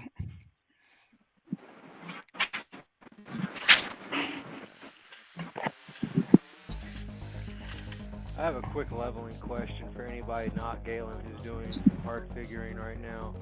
oh, no, it's not that hard. I'm waiting on y'all to tell me whether y'all are investigating the building on the left or the right. Do I manually increase my hit dice? The building? Yeah. Okay. I've already done my hit points. Hit dice? No, I don't think you manually increase. When you put in your level, it should put in the addition. Oh, I didn't Hit do dice my are level. easy enough to. Okay. Yeah, you should Figure have out. 4. Right.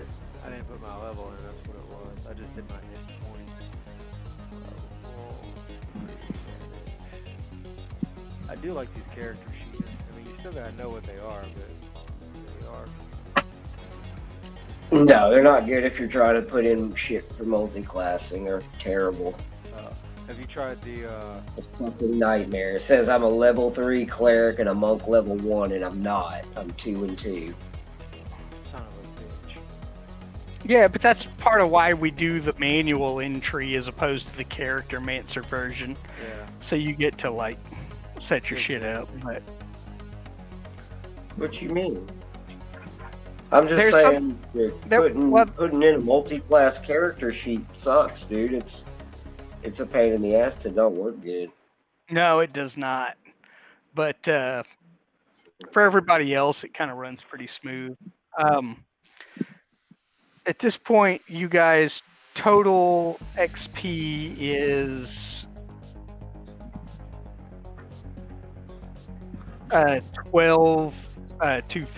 2,250.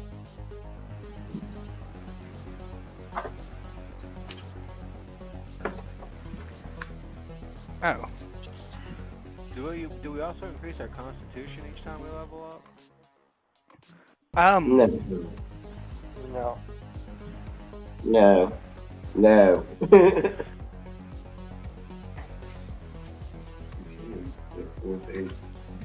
Yeah, not each time you level up. so I'm gonna let y'all continue because you're already, all of you are like so far down the road on it. But I'm like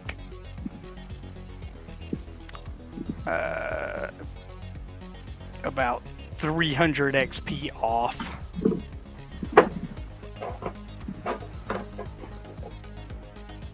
Yeah. Closer to like, it's closer to like 150 XP off is where I'm at. So, no, wait, I'm suck at math, and that's why. And that's exactly what I'm gonna do. I'm gonna prorate it. There's enough between you guys and the next like big shit that we can ignore it and then add up the big shit later. So I'm gonna still push forward. You guys have leveled up, and as you make your way through abandoned plant monster and zombie town, should be able to get where you need to be before the shit hits the fan. So no worries at all. That's a little trash. Okay,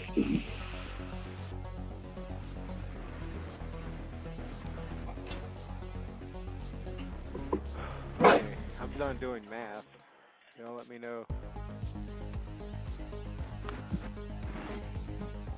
Alright, so my HP is now 30. Fuck yeah. And my movement speed is 40. Is that a class thing for Sean, the movement speed? Yeah, for me, yeah, it is. Okay.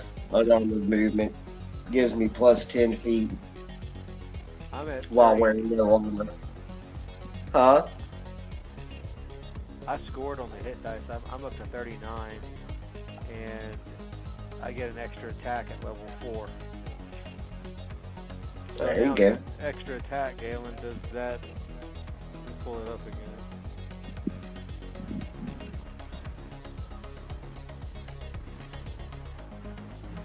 Oh, wait, that's level... No, I'm sorry. Man, this thing That's does fifth your mind. level is the extra attack. Because, I mean, I'm seeing one map on my screen and it looks pretty obvious because it shows like these shaded areas as to what you don't see with your line of sight. But then when I'm looking at the feed over here,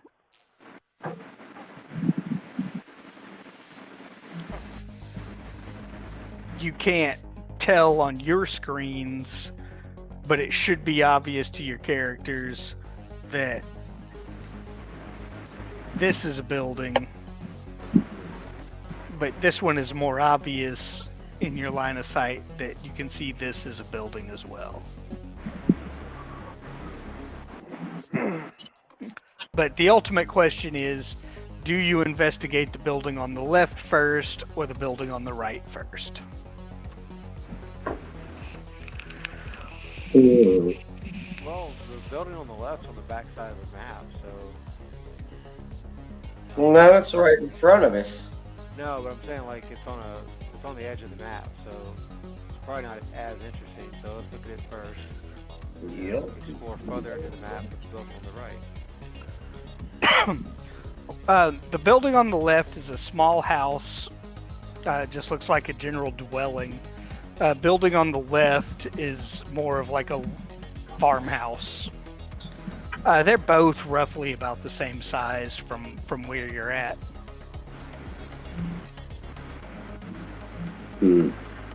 I prefer left, but I vote I don't left. know. That's 2 for left. I'll go with left. No need to stick around Yeah, forever. I'm So, following along. I'm still screwing around with leveling up my character. so the house to the left appears to be in better condition than some of the other dilapidated structures nearby. The doors are reinforced with heavy iron bands, and the shutters are closed, protecting the windows. You guys just push into the door. Want to roll a perception to listen? What are we doing for this? I'd rather knock at least.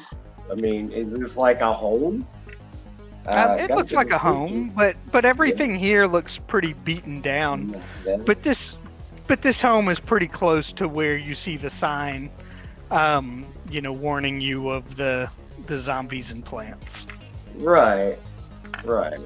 Maybe we could just knock. Fair enough. Yeah, you guys knock, and surprisingly enough, within a reasonable amount of time, the door opens. In fact, I will open the door. Here. So we could probably move our characters up. You can move up. You're knocking at the door. You can even face this thing. Now that I have opened that, it should, but it does not. Whatever. Either way, yeah, this old dude opens the door wearing, he's got some amount of, rough hide armor. He's got a cloak over it. But he's an old dude. He's elderly.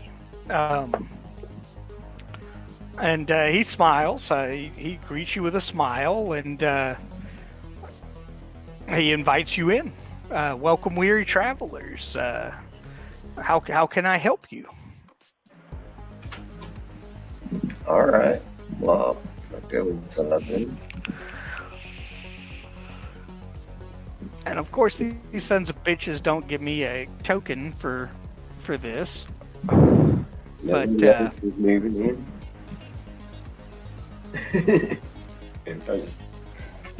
in. I'll go. Alright. Because you haven't walked up. So you can only see what you can see from where you're at. You want to move your character.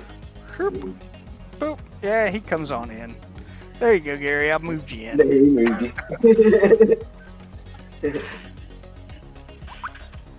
Oh, I need to move. Hey, Galen, at 4, I get 2. Do I get 2 ability points that I can apply to 2 abilities? 2 to 1 or 1 to 2? I have no idea what an ability point would be. Let me see here. You're a fighter, right? Strength, dexterity, constitution, intelligence. Yes. You can either take or 2 by 1. you can either Either. up something within your ability score, like your strength, dexterity, all that, or there are feats, and there's a specific feat for two-handed fighting, which allows you to use weapons that are other than light. Speaking of Galen, I am. Yeah, you can either take one feat, or you can take the bonus to your ability score. Yeah, speaking of Galen, I am taking the Shield Master feat, so be prepared for that. Fair enough. Disadvantage. Where am I gonna find? It also if I attack somebody, I can also shove them with my shield as a bonus Okay. action. Bonus action. Okay. Good to know. It's kind of fun. Do I just add that to the features and traits section? Yeah, you're doing the two-handed. Yeah, I'm just gonna call it two-handed any weapon. Make note of it. Okay. Yeah, do two-handed feat. So when you also have two weapons out, it increases your armor class by 1. So you don't want to make a permanent change to your armor class.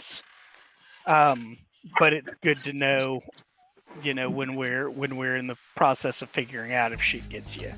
Okay. So I'm just adding that to the note here. AC +1. That's a fighter. Dang, I don't get any more spells or anything. Oh well. Alright. It doesn't increase your spells. That's fucked up. Not until 5th level. At the 5th level, I also get an extra. I just straight up get an extra attack.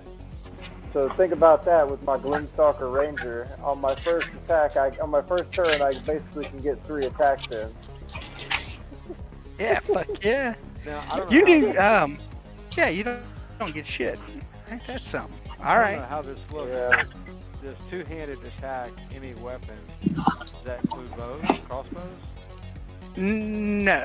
Also, There's like a whole separate crossbow feat. Okay. But basically, instead of doing 2 short swords, you can now do 2 long swords, Which I think I'm or more proficient in.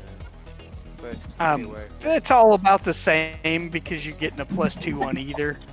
But that's for now. Okay. But it really want to read becomes through a the feats D8 right instead of a D6. Okay. So you can do like a battle axe and a long sword, or you can do Okay, I can you make know. a match. Oh, okay. yeah. So we And went so- to the house on the left. Yeah, everyone went into the house on the left. All right. And this older gentleman, hide armor. Yeah, I mean he looks like he's done some traveling. I mean he doesn't look like an old man who just forgot to leave town when everybody else did. But he does introduces himself. This is Redoth the Druid.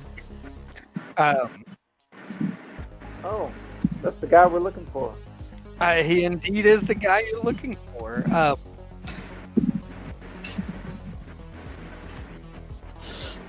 You found him, Duncan.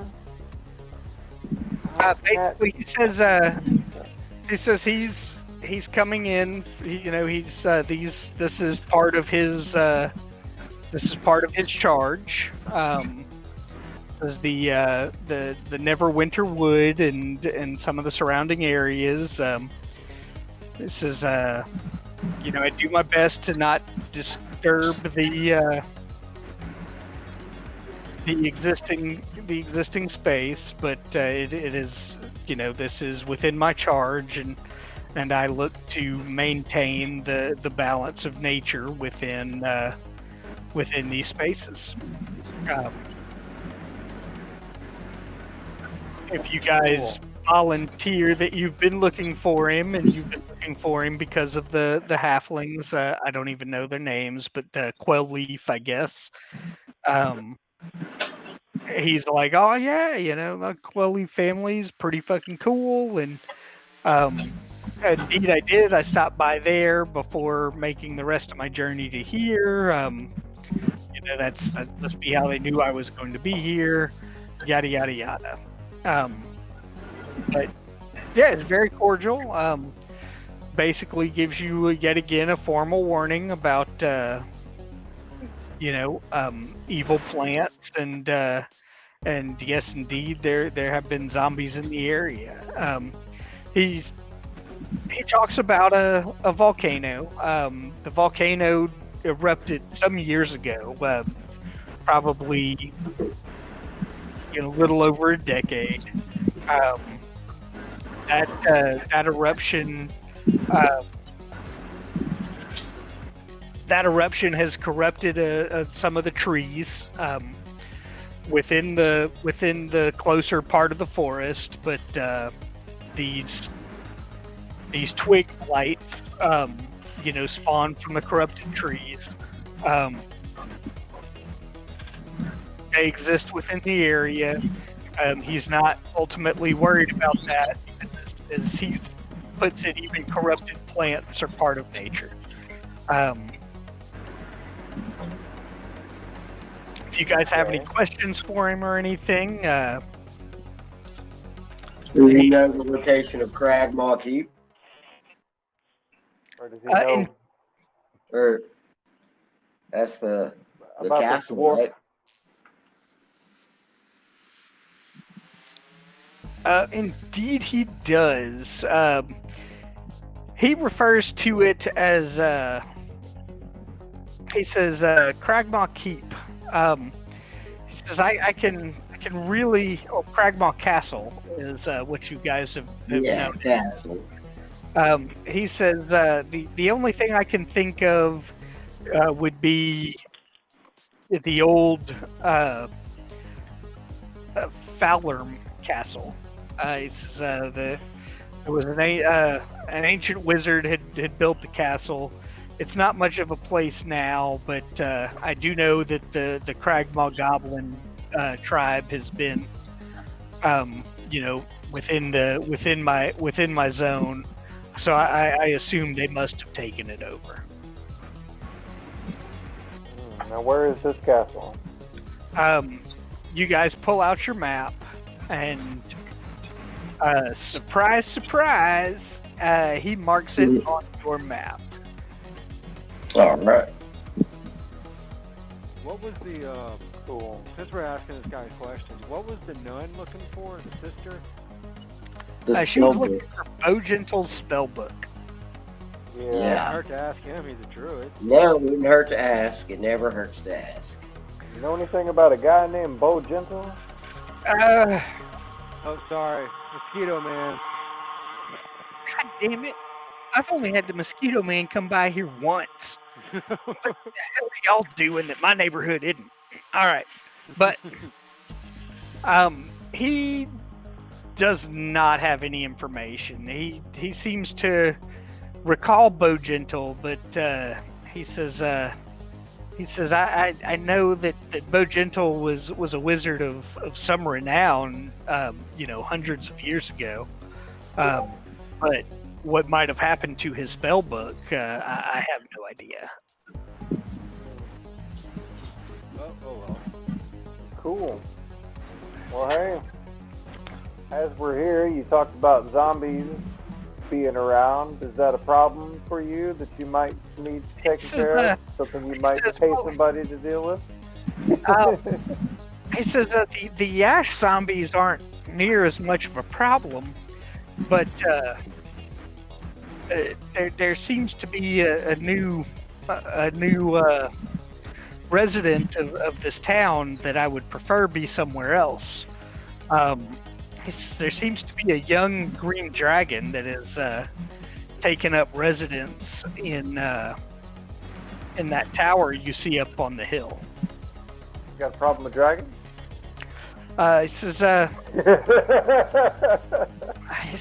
no, I don't so much have a problem with dragons in general. A green dragon is they might not be the nicest of creatures, but they are important to forest health and and the To way clarify, things he means a green dragon, and he's like not a green dragon. Like I'm a green dragon born. Just to No, remind absolutely.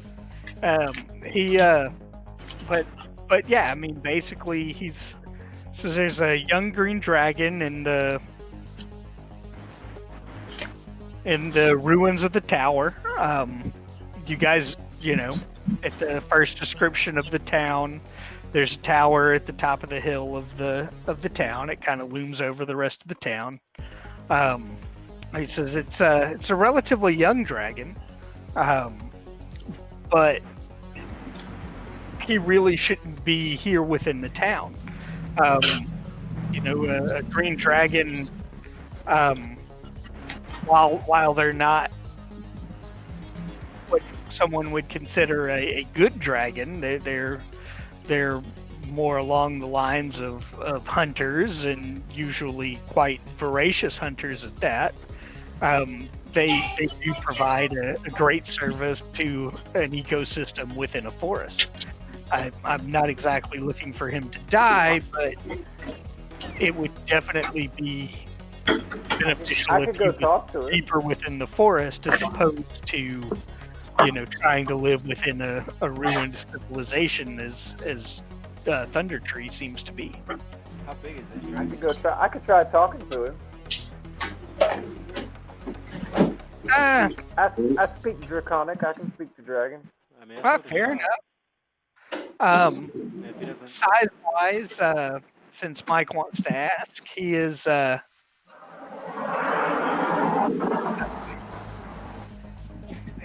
it is. Yeah, from head to tail, he's about a good 30 feet long. He's about a good 15 feet tall. He's to say young, I don't want you to believe this is a wormling or anything, but he is far from an adult dragon. that kills my idea of Gary casting shit. I mean the sleep spell and us throwing him on the wagon. Very off, huh? Yeah. But no. I am. Pat speaks the language. Hey, Atchwak was raised by lizard people. He's never been around dragonborn or many dragons, so he is eager to try talking to it. Awesome. Now I got me a key card set up. All right, What? fair enough.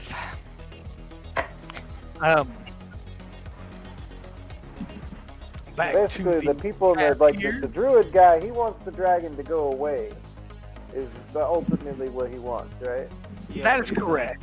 But he's also concerned about the balance of the ecosystem, and I get that. I mean, the green dragons live in the forest. He explains that a green dragon's lair should be within a dense forest as opposed to within a civilized constructed building.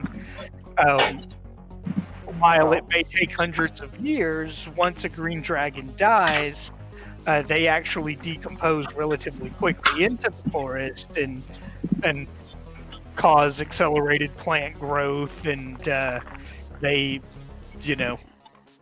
part of what makes a forest healthy.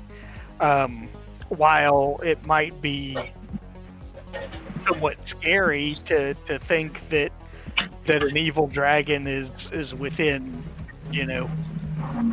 range of other civilized areas, at the same time, from a nature standpoint, dragons were here long before humans, elves, or dwarves.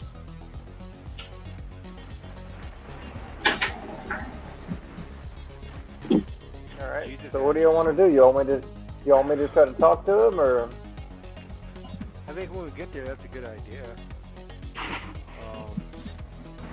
I mean, Want me there? maybe it's a good How idea. far away is this dragon? He's on the other side of the map.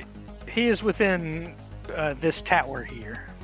Are you seeing that ping at the north side of the map? Yeah. May not be zoomed Wait, out enough here. where? Hang on.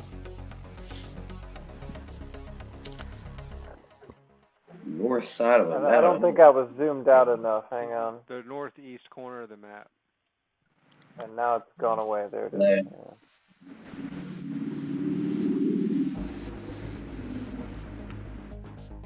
For some reason, I'm feeling like you should see my ping. No.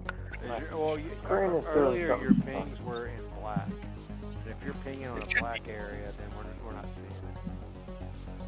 it. Okay. Yeah.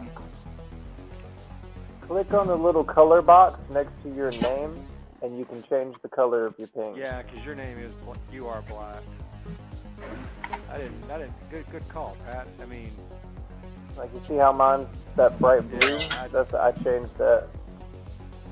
Yeah, I'm not seeing. Oh, hold on. I see what I know how to do this. Hold on.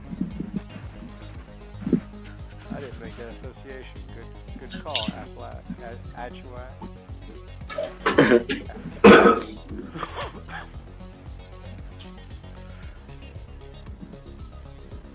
I'm not finding. I'm gonna try. You see next to your name at the bottom, like for your Roll20 thing, like where your video would be. Can where you it's see got the like a red little- I just drew on the map? No. Zoom out.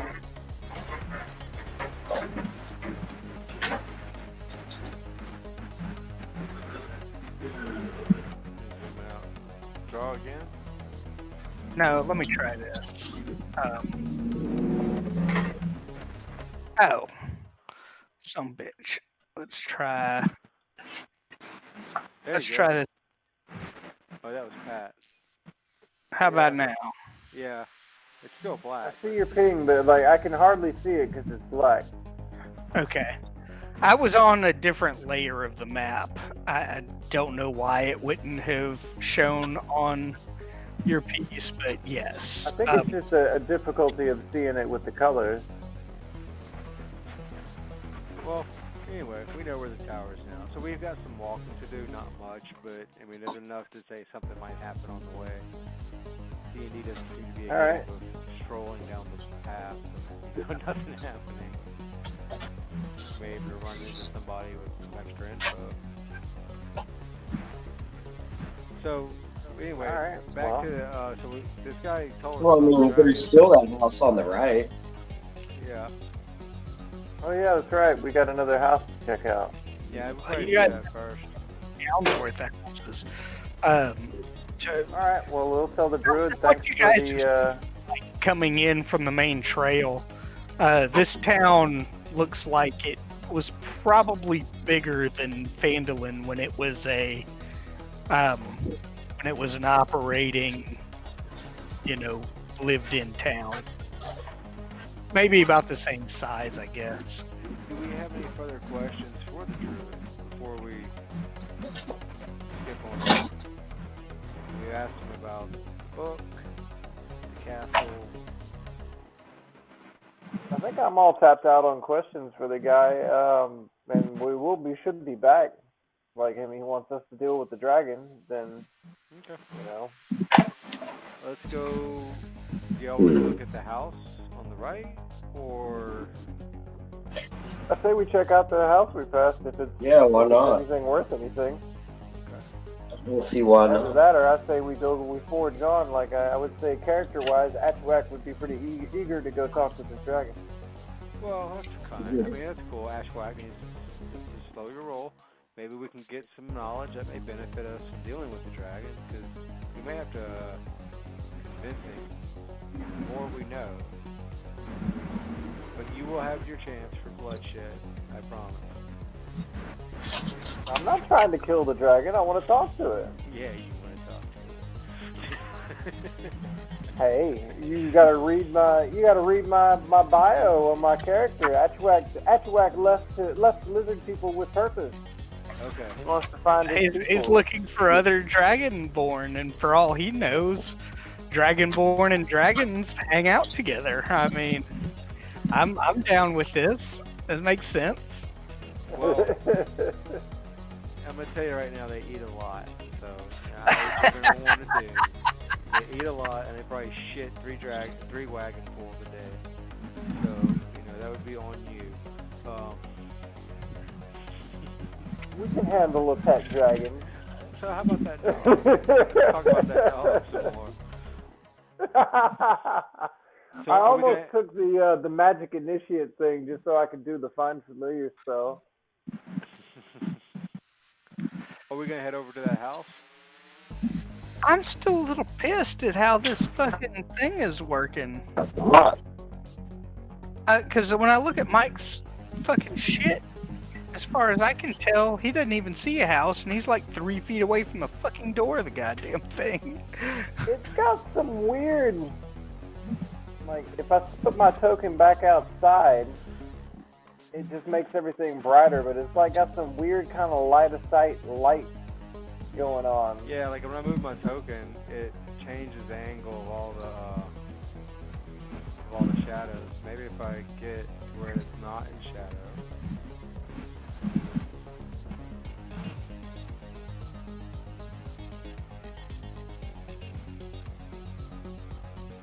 I think I'm in the house now. The ruins of Yeah, I think I was in the house just a second ago. So you can see my red line. Yeah, I see that. Yeah, when he's there, he's in the house.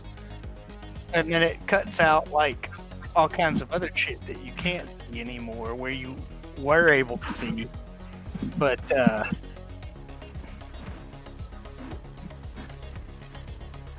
man, I told this thing to be fucking daylight.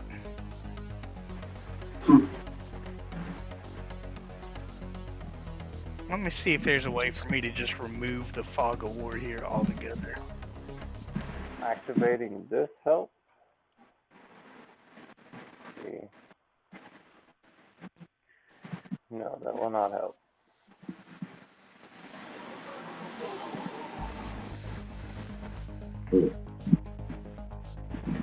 If you watch the stream, I think it's way behind, but you might just see me move.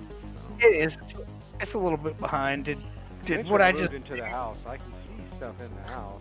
I think I'm in the house. I see walls, foliage where I'm at. I just revealed quite a bit more of the map. Oh, you did. Those look different. Okay, good. So it's obviously a house to you now. Well, That's I'm in the good. house. Let me get back to the house. I'm gonna go through and start revealing a bunch of shit that isn't gonna matter, but will help you guys figure out the layout of the fucking town. Oh, I see. Yeah, I can see stuff now. It's still grayed out a little bit, but it's not blacked out. That's a lot different. It's kind of like balancing between your line of sight versus like what was hidden by the fog of war business.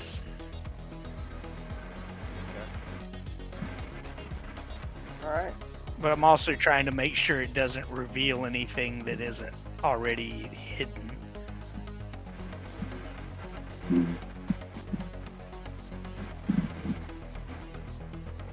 Alright. Duncan, are you having fun over there? Because there's a decent amount of bullshit happening in this fucking town. Alright, so... Alright, so what's going on in this house? Right away, not a whole lot. Give me just a second and I'll start reading, but in the meantime I will I gotta do something. Alright. Back to the object layer, and somewhere I have text to read. Okay.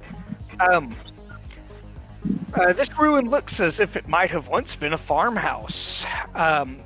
It is now half swallowed by dense thicket with trees growing up through its ruined foundations. The lane continues south for a short distance past the ruin before ending in an overgrown field. The overgrown field is where you guys came in from. You guys came from the south in through the north. You guys know where you started because your things were there. The street continues past the house further into town, but this particular house is a ruined farmhouse. If anyone wants to spin around doing any investigation, that's fine, but due to your passive perception scores, you're not seeing anything too terribly interesting immediately. Okay, well, I'd kind of like to. I'd like to poke around. Okay. Roll I have an investigation check. Awesome, because finally this gets to be useful. I have investigation as a skill. Have to act as a good investigator. It's great because my intelligence is a freaking 11. Oh, geez. That is a 7. Yeah, this is it's a pretty boring farmhouse. Okay, well, yeah, it's a pretty boring farmhouse, guys. Let's look into some other stuff then, you know. Skill of insight or perception alter anything? I mean, would that benefit? I mean, it could, but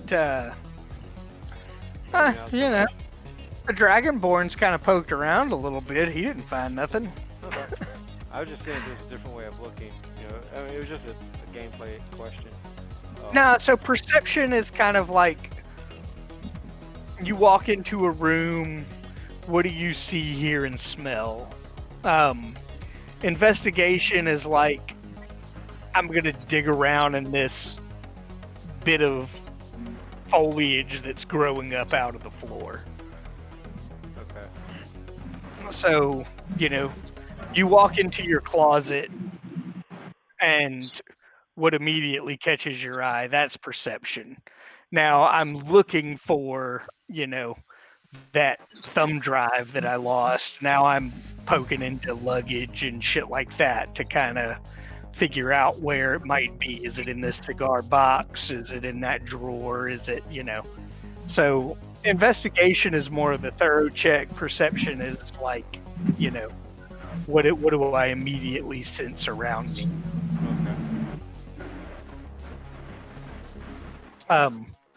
But you know, you could spend the rest of the day in this house if you really want. I'm not trying to hurry you guys on, but at the same time, there's only so much game time we got. So where are you going?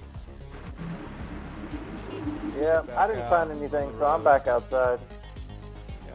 So I think we should start heading up to the tower, because that's one task at hand. Okay. Onward!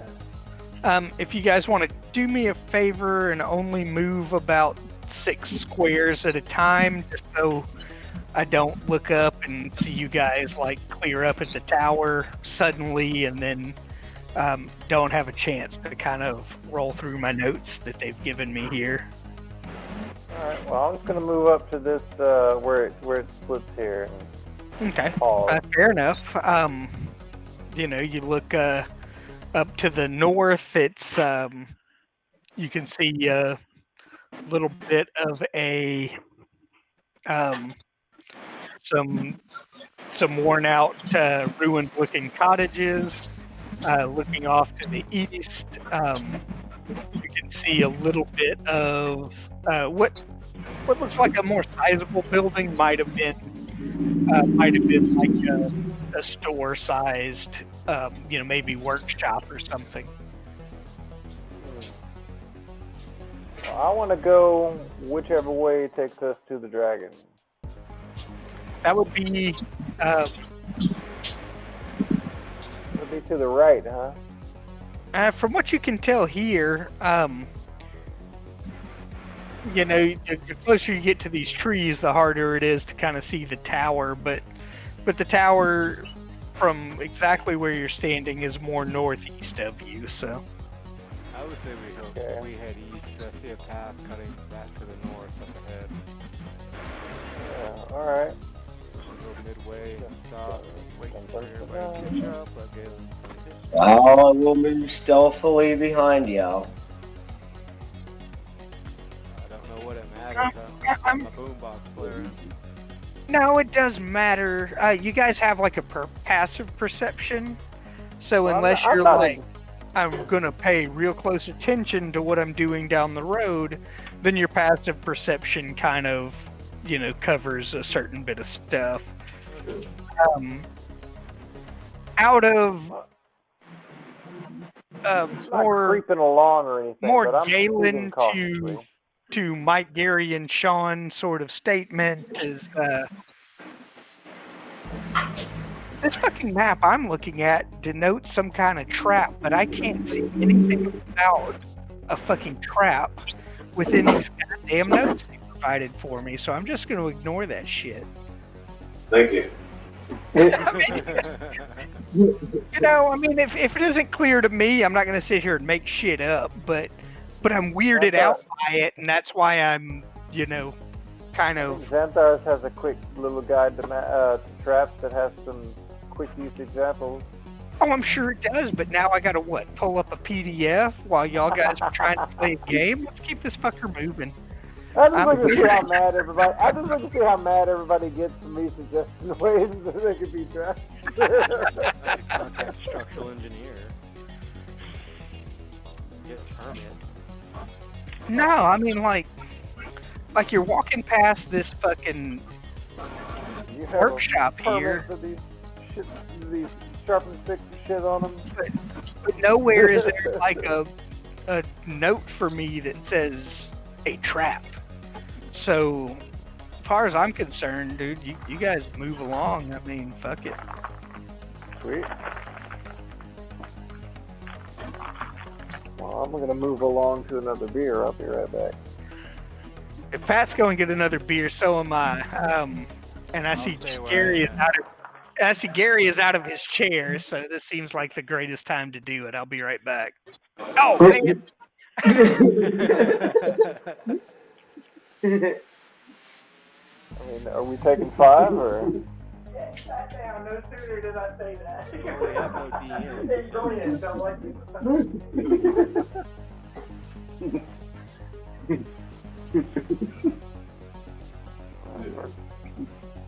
Five. I might step out back real quick. I don't know. I'm getting pretty close to almost bedtime, so. That's fine. This thing can take us all. Yeah.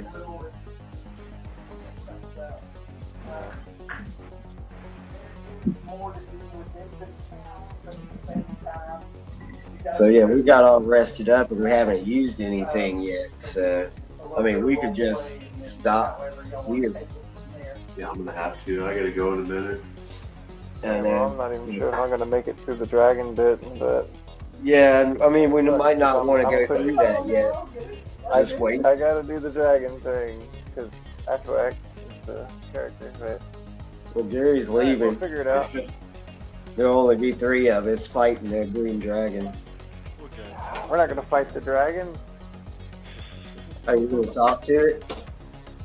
We're gonna end up fighting it probably. It's probably gonna want to kill us. We're not gonna fight it. Dick. I'm gonna talk to it. And if that doesn't work, Gary's got to put it to sleep, so we're going to have our fighter and our sleeper out. Yeah, I don't know if you're gonna be able to put that dragon to sleep. We All won't right, be. He'll be on the donkey. Are you guys all like stacked into that one square? I don't see anybody's. Never mind. I see Sean's behind you a little bit. I gotta zoom in. Yeah, I was trying to be quiet. They're just, I don't know, but they're going full bore, full speed. Oh, there he Alright, is. He up was the under trail. this thing. Up the trail we go. Mike, what kind of armor? You're full chainmail, right? Yeah, chainmail, no shield. Since Sean wants to be more quiet, everybody roll a stealth check as you kind of move through these areas. I'll take Yeah, one like, I was stealth gonna say, check like, for the.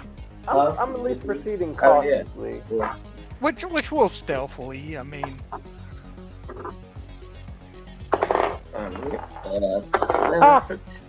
That is a natural 20 on the dice there, Galen. Plus 3 because I have stealth as a proficiency. Okay. So that is a 23 for me. I got an 11 on the die. You're gonna roll a second one, and you're gonna take the lowest number. You get disadvantage for your heavy armor. Who's that advantage? That's Who's that? You talking to me? Or you I talking have advantage, right? 11 plus 3, so that's 14 for Mike. You don't have advantage, but you don't have disadvantage. You have no armor, so you just roll your d20, add your dexterity. Alright. Well, I guess either me or Gary got a 1, and we got a 4, a 1 and a 4 between them. Okay, you choose which one you want. You're kind of moving as a group, so I'm taking all of your scores, pulling an average out of it, and then comparing that to the difficulty. Well, Yeah, I'll take 23 the- total.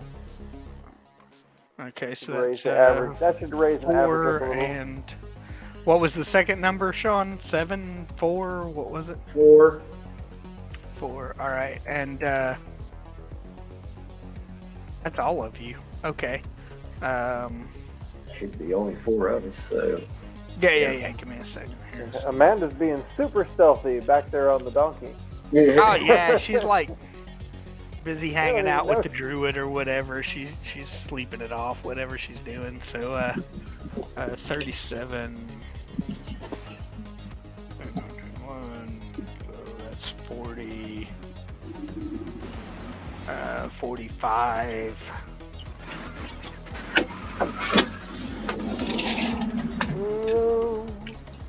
You going to work?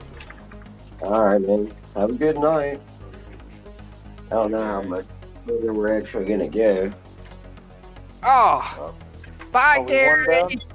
Sorry you missed this. Later, man. Dragons afoot. Finally to the dragons part of Dungeons and Dragons. That is correct. But so far it's been caves and creatures at this point. Right. Caverns and creatures. Yeah, buddy. Now, wouldn't that be a fun campaign right there? I think Sean's read the Caverns and Creatures. Sean's read some Yes, critical I failure. have. I was actually reading it the other day. Fuck yeah. So, as you guys kind of start winding up the path, you notice that, sure shit, I mean, even with your passive perception, I mean, he's not trying to be sneaky, but this dragon's pretty much just sitting on the top of this tower. He's kind of watching you. He looks pretty curious. As I stated the sizes earlier, you see it in person, even through the trees and thickets, because he's kind of up at the top, and you guys are kind of walking cautious and paying attention. So you're kind of looking up, and sure enough, you see his ass up there. I mean, he's not a small creature by any means, but at the same time, this isn't what you know have heard stories and read about, you know, in when you think of a dragon, you usually think of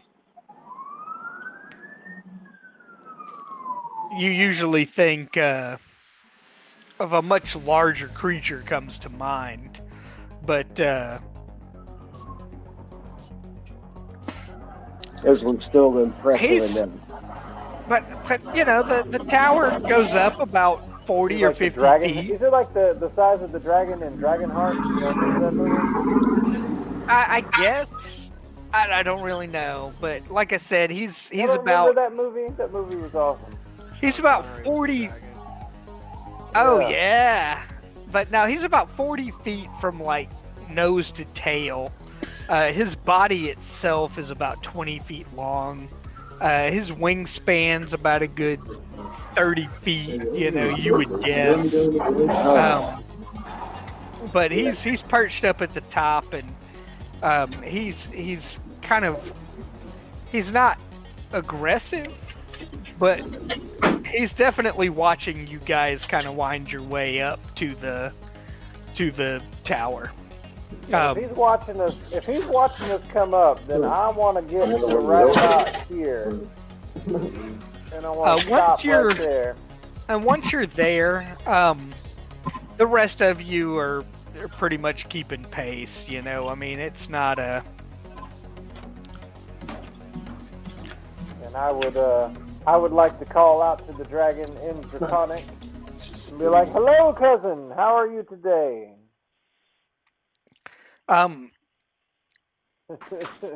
In Draconic, he replies. He seems surprised. You know, I mean, he's watched you guys come up. I assume, you know, you're in armor. You know, there's been a little bit of a distance, and he replies. You know, he says my day seems to have gotten better. That doesn't sound. I don't have to wait. I don't understand what he's saying. Hey, Sean, that guy's just fucking like farting out of his mouth. Yes, in Draconic, it's, you know, but well, no matter what it says, it ain't gonna sound I good want to for ask me. the dragon, like, hey, what are you doing around these parts? Like, it doesn't really look like there's much around here. he says in common, come into my tower. Let me speak to you more hospitably. Yeah, that looks like a big easy bake oven to me. Axwak is eager to speak to other dragon type creatures, but he's not an idiot. Like, I don't know if we want to do that. He curls his way in through a hole in the ruined ass side of this fucking tower. You no longer see him.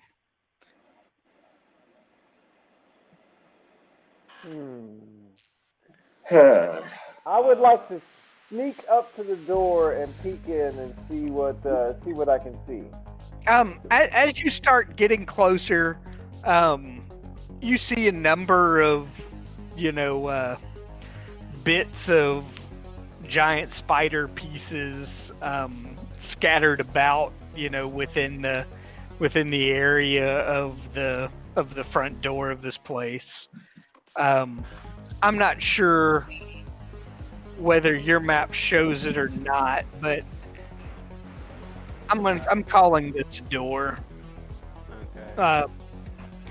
I don't know if your light's shining into it. In fact, let me look, because I can see a gray area inside. That's a gray area. Yeah, fuck that. There's no door there. It's a ruined fucking piece, and so, you know, it's a small little, close to 20 by 20 room, maybe 15 by 20. It's a square space, a little separate from this more circular tower itself.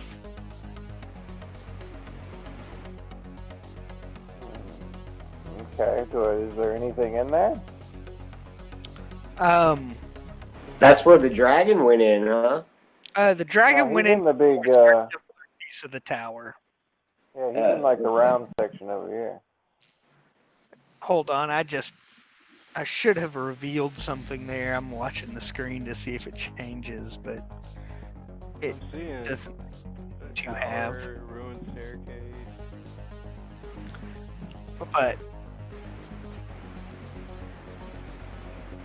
But yeah, you're within. If you move into this space here, it's more or less an empty square room. Okay, cool.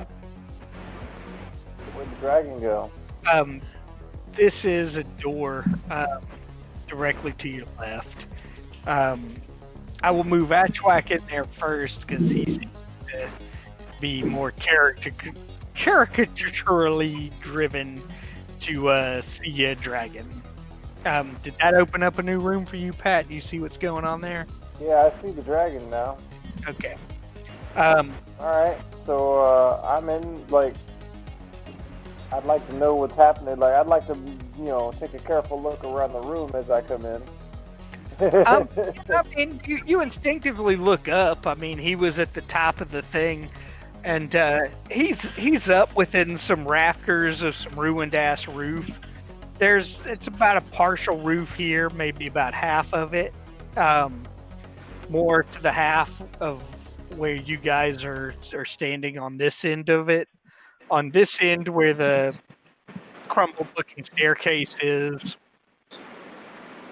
it's more of like a half-open roof there.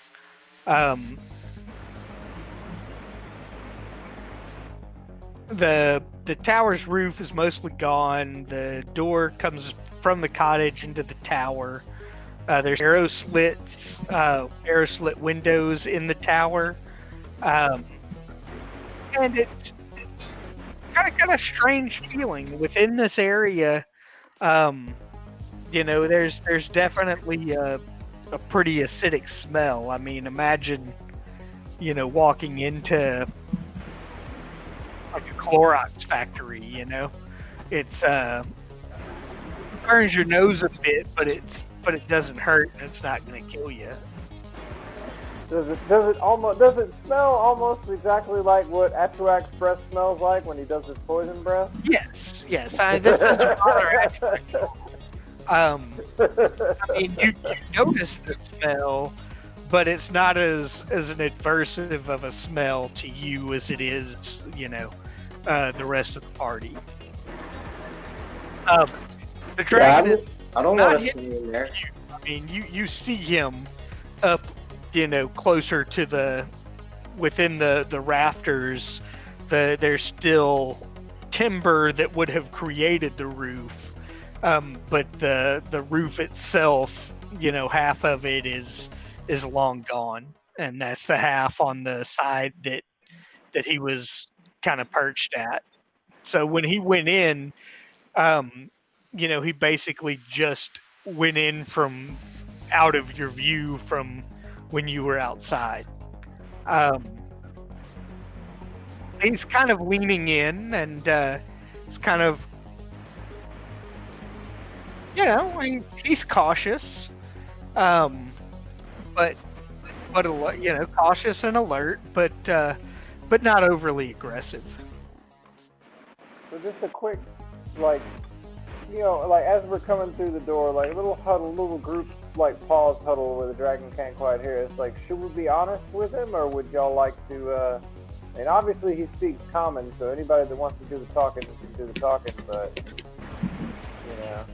I don't know. Y'all want to tell him the truth about while we're here? The druid wants him to move on somewhere, or?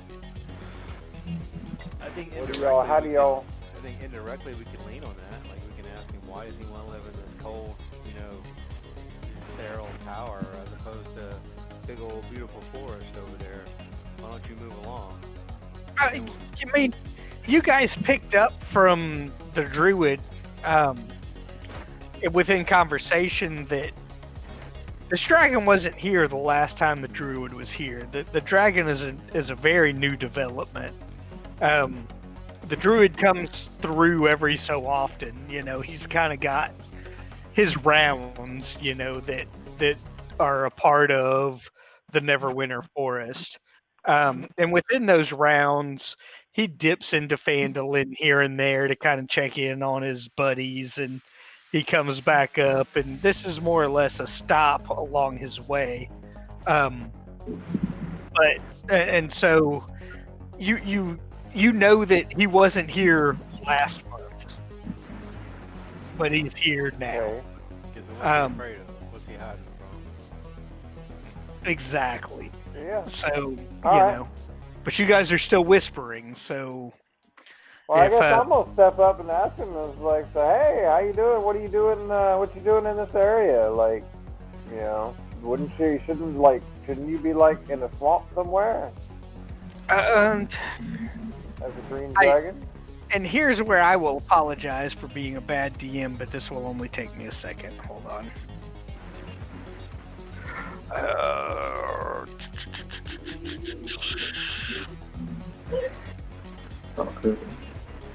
Hold on. Swamp or a forest or...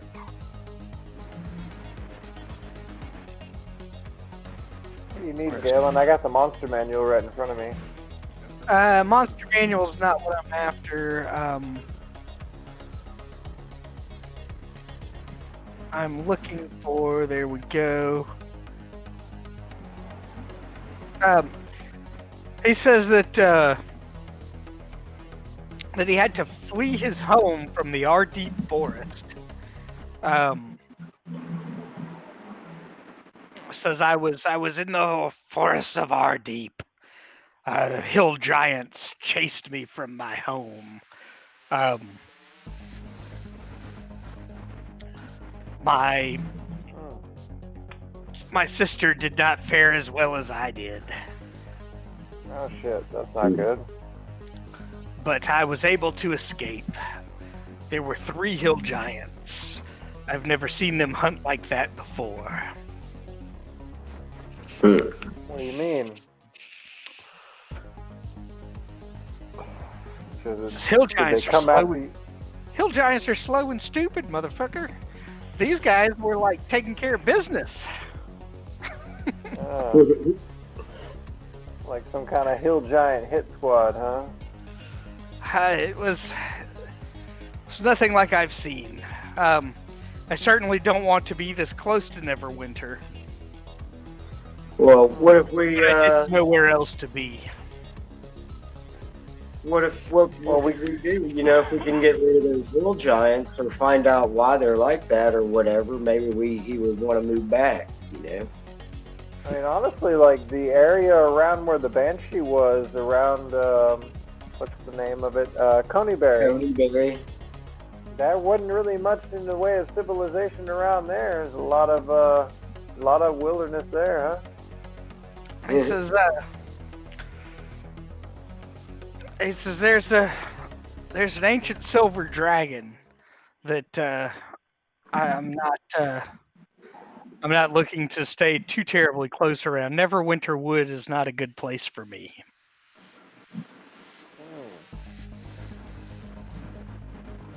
All right.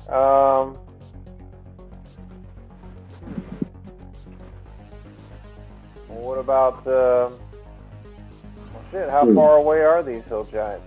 Just where your territory is at? That's a good distance. I mean, you guys are probably talking about a good 200 miles from the Ardeep forest. Well, that's interesting. I kind of want to turn to the party. It's like, well, what do y'all want to do with this information? Seems like he would very much like to go home and not be here. There's right? No problem with that. Maybe pass this information back to the druid. Yeah, maybe the druid is just going to have to tolerate the dragon's presence until something can be done about the hill giants. As the conversation is going on, he's slowly kind of moving in a little closer to where you guys are at. Well, I mean, He, I want to leave the room. So in a threatening I've got to go to the manner, bathroom. or is I'm just joining the conversation kind of manner? yeah. Is he about to like try to bite our nuts off, or is he just trying to hear what we're saying?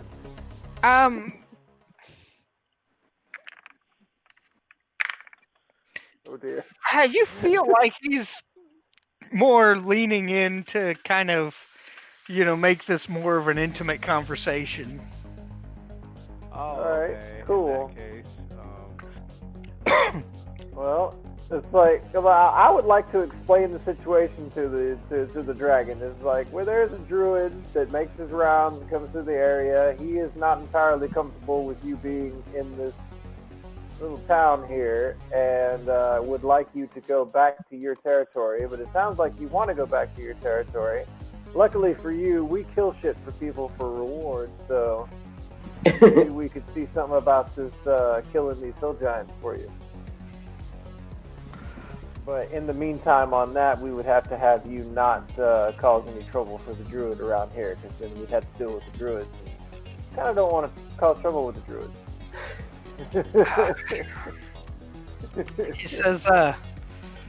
He says, ultimately, I'm looking for a place I can be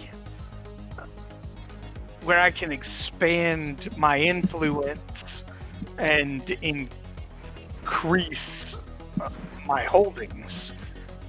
This space, as close as I am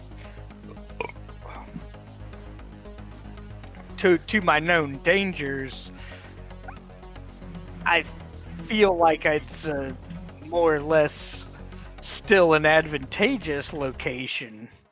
I don't know if you're concerned about I would like to try a little persuade. My charisma's not that high, but I would like to try a little charisma persuasion here. If you're worried about the silver dragon in the Neverwinter Forest, like Thunder Tree is not too far north from that. Are you sure you want to get that far south? Give me a roll.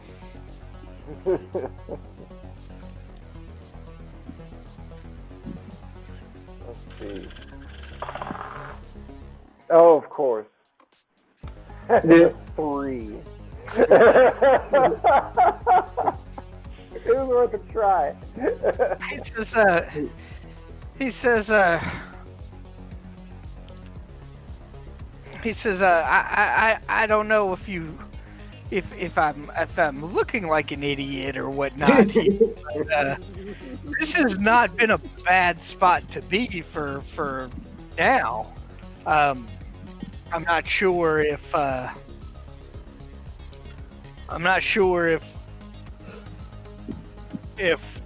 the main town of Neverwinter has not caught on. It's not like I leave survivors of my raids, but no one has come looking for me yet. You are the first. You were the first bit of less obvious food that has come to give me any amount of discussion. I see. Well, Does he know the necromancer? Let me ask you, before things progress, let me ask you one more question. Do you know any Dragonborn communities nearby? He says, your form definitely intrigues me. I have not met any of your kind. Oh, okay. Alright, well, he doesn't know what I need him to know. Atuak turns to the rest of the party. What would you like to do now? I'm pretty sure he's going to try to eat us. He's not going to want us to remove him, and that might not be the brightest plan. What's the lifespan of this dragon? I already walked out of the room. I think dragons are technically immortal. Well, A young we know dragon. this one dies. A young dragon can be anywhere from 6 to 100 years old. How about a giant? 200-300 years or something like that. Just a second. So what I'm saying is, if the hill giant's lifespan is less than that of the dragon, the situation will work itself out. Yeah, because Dragon is already he has clearly stated that he is going to be a bigger problem in the future because he wants to expand his territory. Yeah. The dragon's gotta do what a dragon do. But he can't do that this close to civilization either. Well, this is ruins. He didn't know where any more Dragonborn were, so this dragon is he is still fascinating to Atuak, but he is ceased to be useful. As an elf, I mean, you know that green dragons are particularly anti-elf, but you also know that orcs are particularly anti-elf.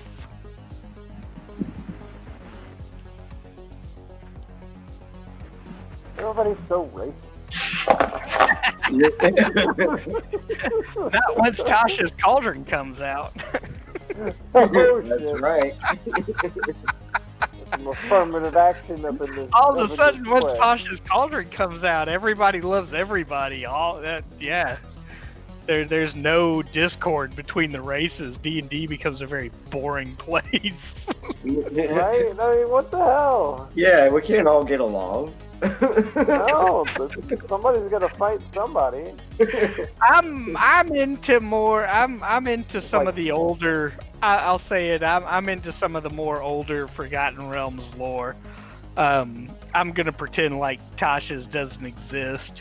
I don't know, it might have some interesting stuff that we can. Now I will look for utilize, some but interesting we'll- stuff. Definitely But I does. am not into the idea that a mountain dwarf gets +2 to his intelligence as opposed to +2 to his fucking constitution, you know? Yeah, that doesn't make any sense. Why Well, it would could he- be a more intelligent one, you know, He could be. So, like so I'll, top tier, so you I'll know. give you the +1 as opposed to whatever the +1 is on a regular dwarf, right? I mean, but the +2 should always be the +2. Any elf should be +2 dexterity.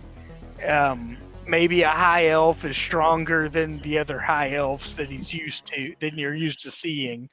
So instead of +1 to intelligence, you do +1 to strength for a high elf fighter, you know.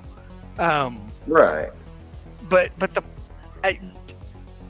the same time, I still got to read it to know what I think. I'm And, interested in the tattoos. That's what I'm interested in. I have Right? an idea about the dragon. yeah, It was what you got? suggested he heads over to that orc. He's looking for a big muscle. And he's got work, and he can expand his prosperity Ooh. that way. Yeah, how would you like to be friends with the future king? Yeah. His eyebrow raises. I mean, if that's a statement that comes out your mouth, he's I would. Yeah, I the think I mouth. would go. I think Atchwak would go ahead and just say that. How would you like to be friends with the future king?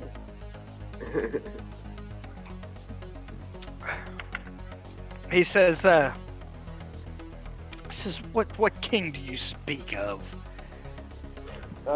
That will be. Dang it! Where is the guy's name? I know it. I wrote it down. I know I wrote it down. What did I do with it? It's Brugor Axebiter. I will tell I you know I this. wrote it down. Sorry. If you lean into the idea that it's more of an orc king,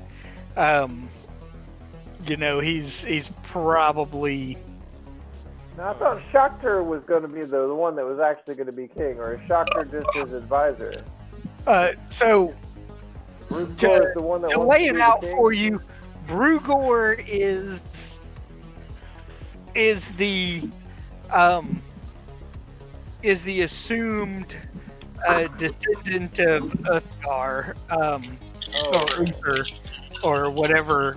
I'll have to look it up, but either way, Brugor is the one who is the descendant of the legendary orc that sacked everything around the Spellforge. He feels like there's a hand that belonged to the orc, which is going to prove him to be the scion of Grumsh. As the scion of Grumsh, he feels that he can unite the orc tribes and bring back the former might of, you know, these orc armies. He is very upset at the idea that there's a king that's making treaties with what he considers lesser races. Okay, so what do you think, guys? Should we tell the dragon the full extent of the details, or should we tell him that it's a sure thing that this guy is going to be a king? What do you think? Well, we don't want to lie to the dragon. We could tell him that this guy is on his way to take over the throne, and he has his best warriors out searching for what he needs. Because technically he does. We are the best.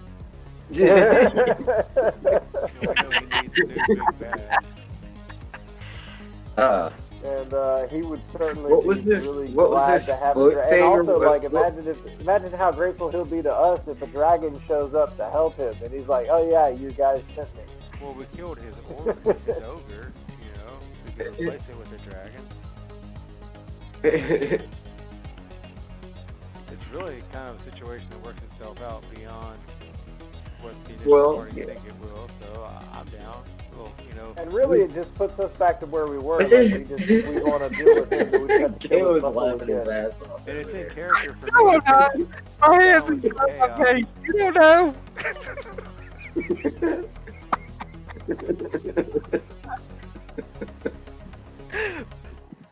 I like this, to be very honest.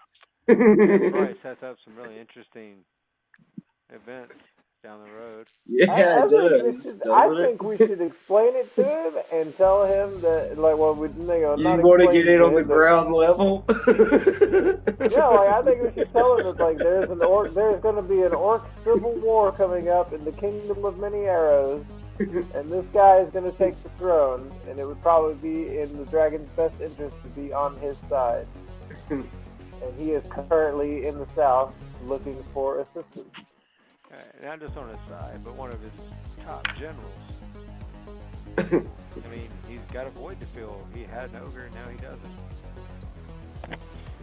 I think that's Since we know the dragon speaks common. Right, the dragon will have a nice place to camp. I'm not trying to convince anything. I'm just saying, you know, it is what it is. It's a really hot lead. I'm not gonna spice it up. You can go check it out, man. Yeah, you can go hang out with him, or you can just eat him. We'll come visit you sometime. You can just hang out in his tower being a big old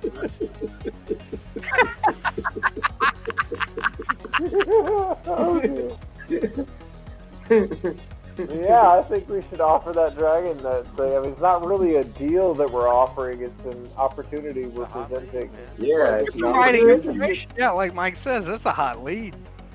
Yeah. You should be grateful that we told you what we told you. Just tell him to watch out for that necromancer. Yeah. Yeah.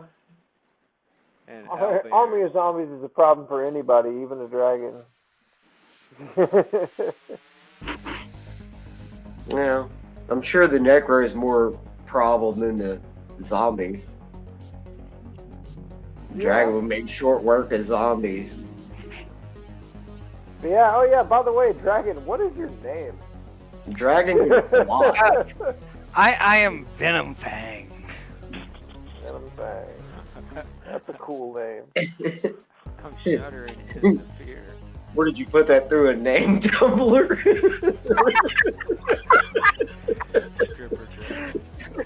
Taser face. Fuck you, Wizards of the Coast, you shitty names, you little bitch. Fuck you, sit-off.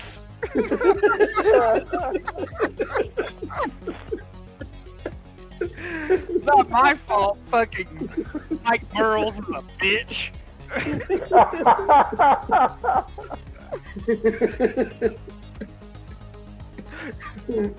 Yeah.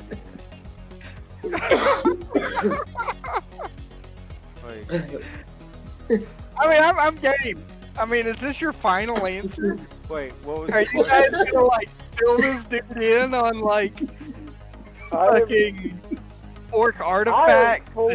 Magic hands and, like, no, fucking... we're not telling, I say we are not telling him about the artifacts, but we are telling him about the orc guy that is in line to be the next king, and he is looking for assistance in the south and would be really grateful to some muscle like a dragon. I mean, I'm fair enough, but straight I up mean, job this offer?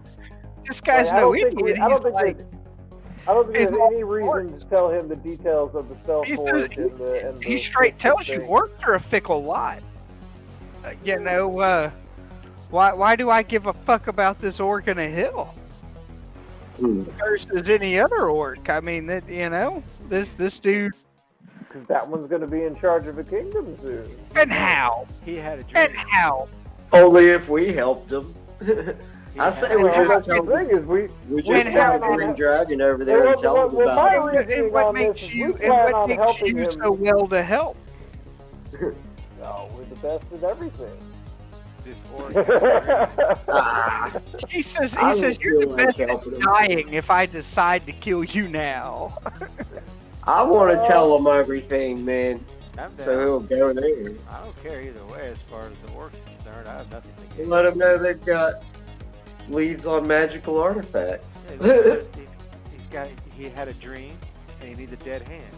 I mean, do it. I think we should at least conceal our involvement at in the hunt for the magical artifact, because then the dragon might just want us to get it for him.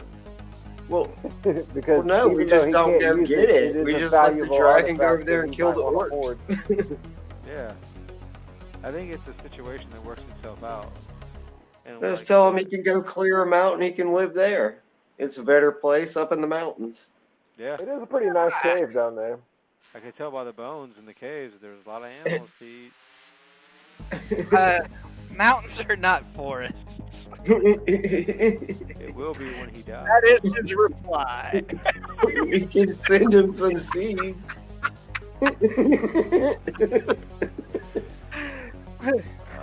Okay. Alright, so he don't want to... Well, does he want to go hang out with the necro? All right. I mean, I guess at this point, there's really not much else we can do but tell the dragon to sit tight, and we'll see what we can do about his hill giant problem. Yeah, we could go take care of the hill giant problem, I guess. Tell him about the hand. I already said that. I think we should tell him about the hand. That's what I was Mike's on just... board. Mike's on board with telling him about the hand. I don't really want to say that we're Okay. actually looking for it, that we're contracted to look for it. I just want to bring up the hand that this guy is. Yeah, he's all talking about You wanting want to his tell him hand. about the guy's I- visions and that he is I being understand guided what to the Mike hand? is going for, and stop me if I overstate what's happening in Mike's mind. But you're basically letting him know that this orc has a hot lead on what seems to be an artifact that can unite the orcs. Once united, the orcs are ready to do what orcs do. Right? Yeah, pretty much. I mean, does that kind of more or less sum up what you're looking for here? Yeah. This guy isn't just some, orc saying, Okay. So he has a plan. So, of the two representatives of the party that are not Mike, does that sound about reasonable? The orc has a hot lead on an artifact that will allow the orcs to do what orcs want to do. Yeah. Yeah, I think we can go with that. It's like we just don't need to And give that him too could many threaten his details safety. of the. Like I want to give him enough details to convince him, but not enough that he's just going to decide that we need to give him whatever we're after. Well, he needs to go find it his give own me a ass. persuasion roll. And as I grin like a goddamn idiot, I will let you know that it's a very low DC. Who's persuading? Sure. That'll be you. You're a green dragonborn. You're the one. I'm the liaison? Yeah, dude. You can even tell him a draconic for an extra fucking +7. I don't give a shit. I'm all about this. Well, that is a 17 for my charisma persuasion. And if you're lowering me +7 for draconic, then that puts it at fucking 24. Oh yeah. He raises the rock eyebrow at you and is like, "Oh yeah." He's kind of into this. He asks you a little more detail about the hills and caverns that you're talking about, and at this point, I'll bust out the map and kind of show him. Lean in here and have a look,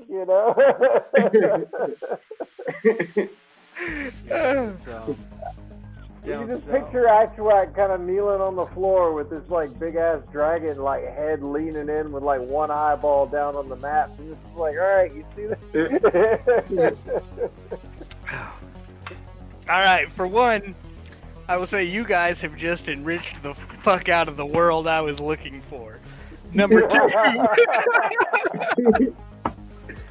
I'm all about awarding experience points for like bad experiences. You guys are set.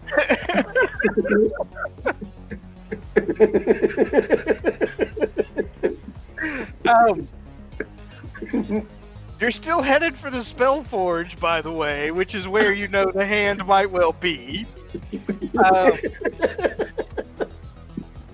You know that there is some sort of orc fighter who is allied with a very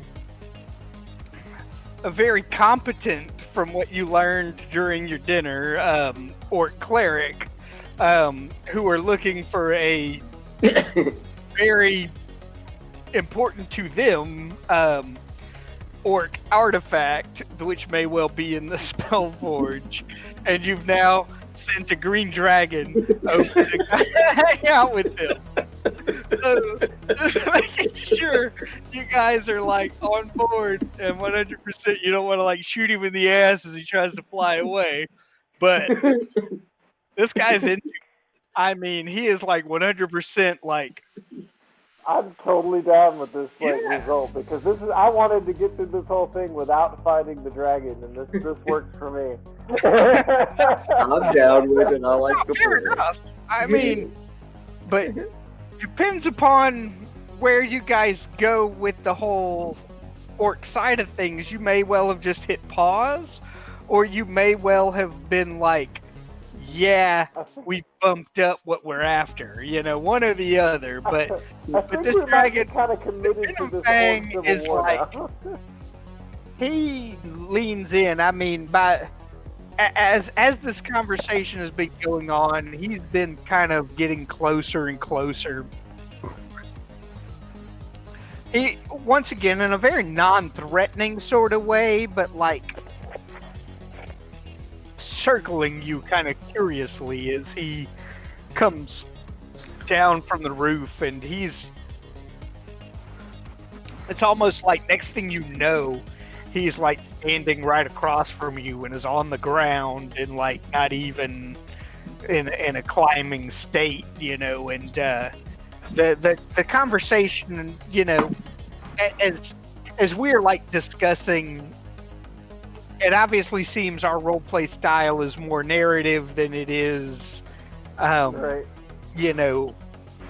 Dialogue, and I'm okay with that.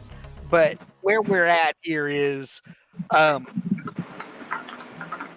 a conversation with a dragon, you have basically told him that there's these orcs. They feel like once they get their hands on this artifact, they can unite the orc tribes, and the more this conversation goes on, the closer he is getting into you, and and then at some point he's looking over your shoulder at a map, and you're pointing out the Wyvern Tor cavern that was there. Keep talking, guys. I'm listening. I gotta let my dog out. But, Yeah, fair enough. Keep going. And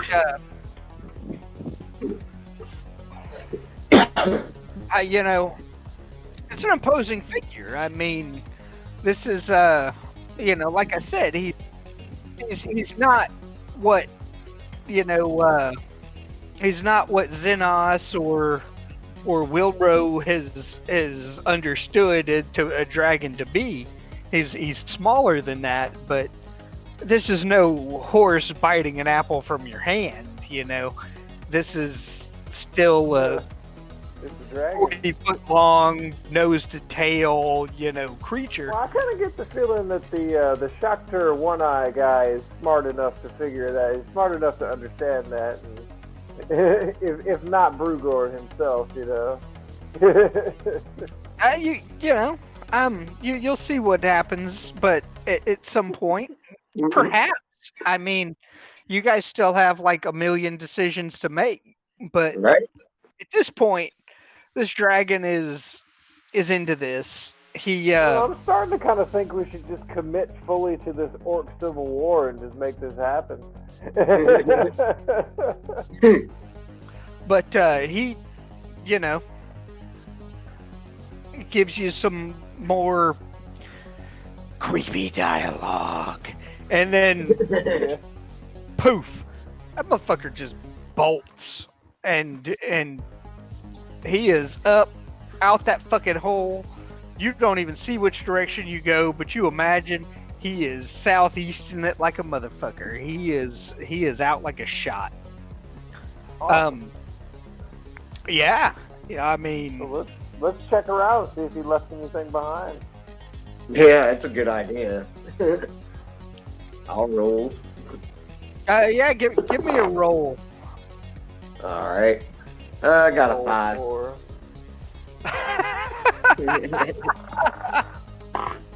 Oh, that is a 20. A natural 20 or a total That is 20? That is a natural 20. If this is an investigation roll, Yeah. it's a natural 20 plus 2.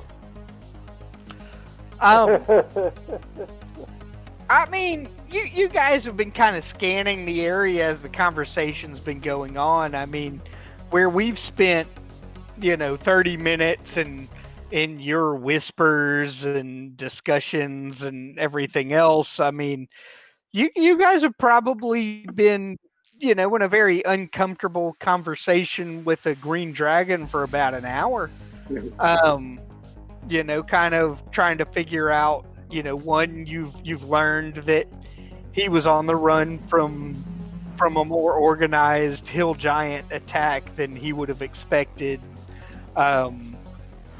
He is, you guys have described to him what you know about the orc situation, and yeah, I mean, ultimately he feels like this is something he wants in on, and he takes off.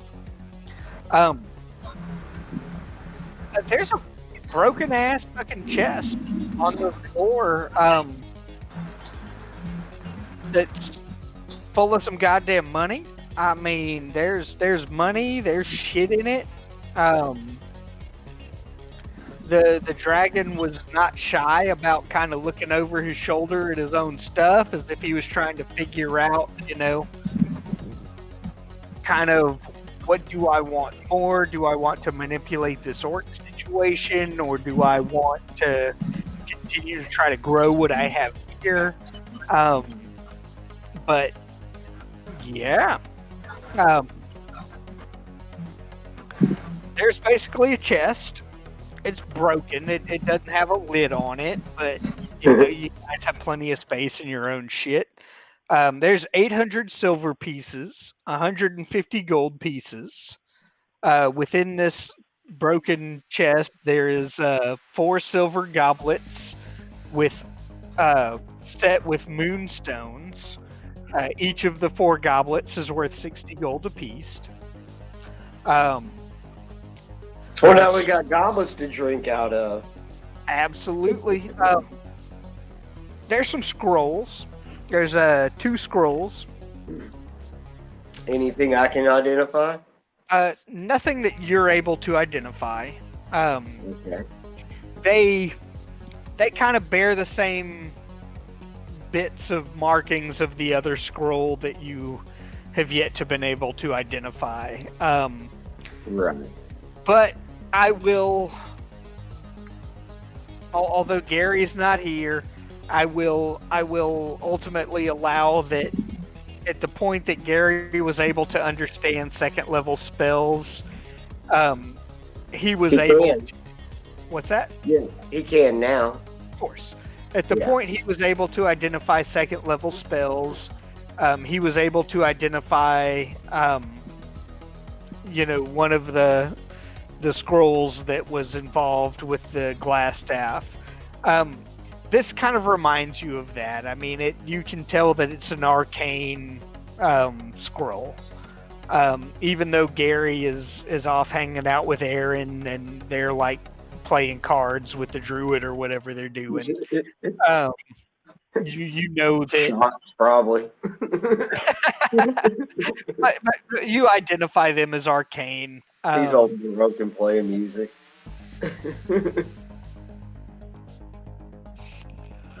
Alright, so yeah, I know that I can't use them. There is a battle axe within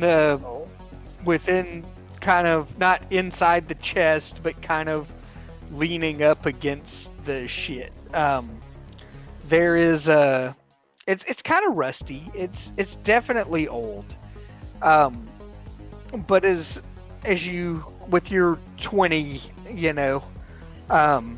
with your natural 20 investigation, you kind of brush off, kind of see if it's dust or rust, and it's definitely rust. I mean, but you can see that there are actually runes within, like on the head of the battle axe.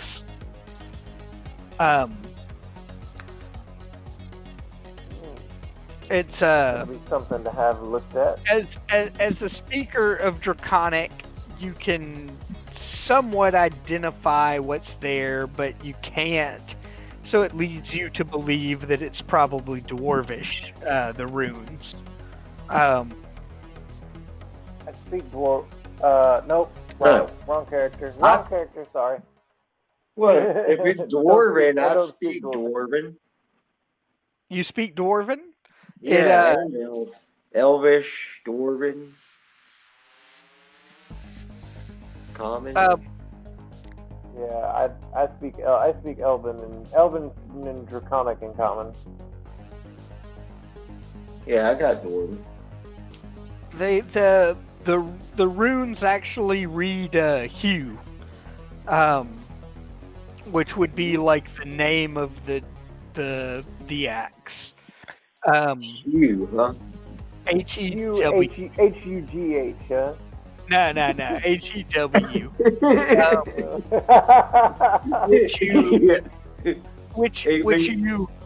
Which you kind of identify as like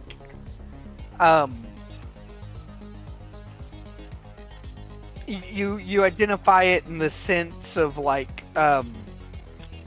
firewood and like dealing with plant material. Oh, we might want to bring that with us. That seems like something to hold on to. As a general hint for like the world at large, if you find a weapon that has runes in it in general, you want to bring it with you. Yeah, exactly. But we definitely want to take it with us. So there's a battle axe, and sweet Jesus, suddenly I have to pee. You guys like bullshit amongst yourselves and think about the ramifications of sending an evil dragon to hang out with evil lords. I take care of this. Hold on. I think we have done a wonderful thing. At the very least, the orcs kill the dragon kills the orc. But at the very most, yeah, we just changed the world.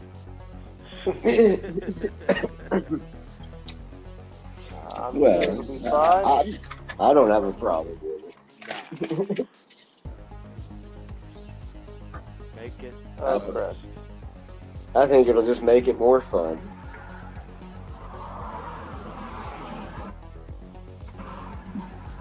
I mean, maybe we won't have so many friends in Phandalin, but... Yeah, our involvement doesn't have to be... Well, they don't know we're involved anyway, That's what I'm saying. And we can always go back.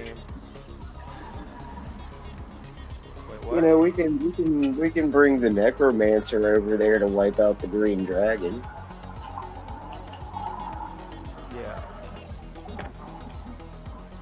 Yeah, I think we have options, and like Galen said, we have like 1,000 decisions to make throughout this. We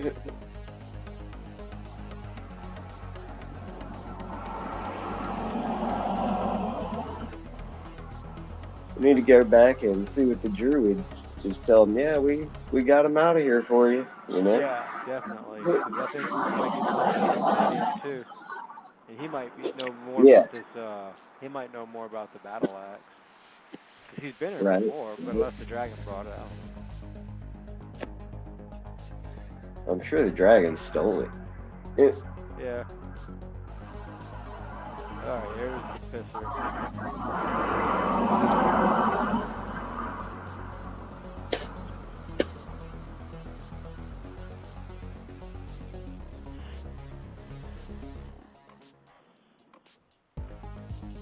All right. So, yeah. Not like a giant dragon horde or nothing, but this motherfucker was so excited about the premise that you've laid out for him that he just left his shit and took the fuck off. Well, I'd say we accept that as payment for a great thing for him. No, absolutely. I will. And maybe it'll curry some favor later on when we go run into it. You know, like. Might be cool.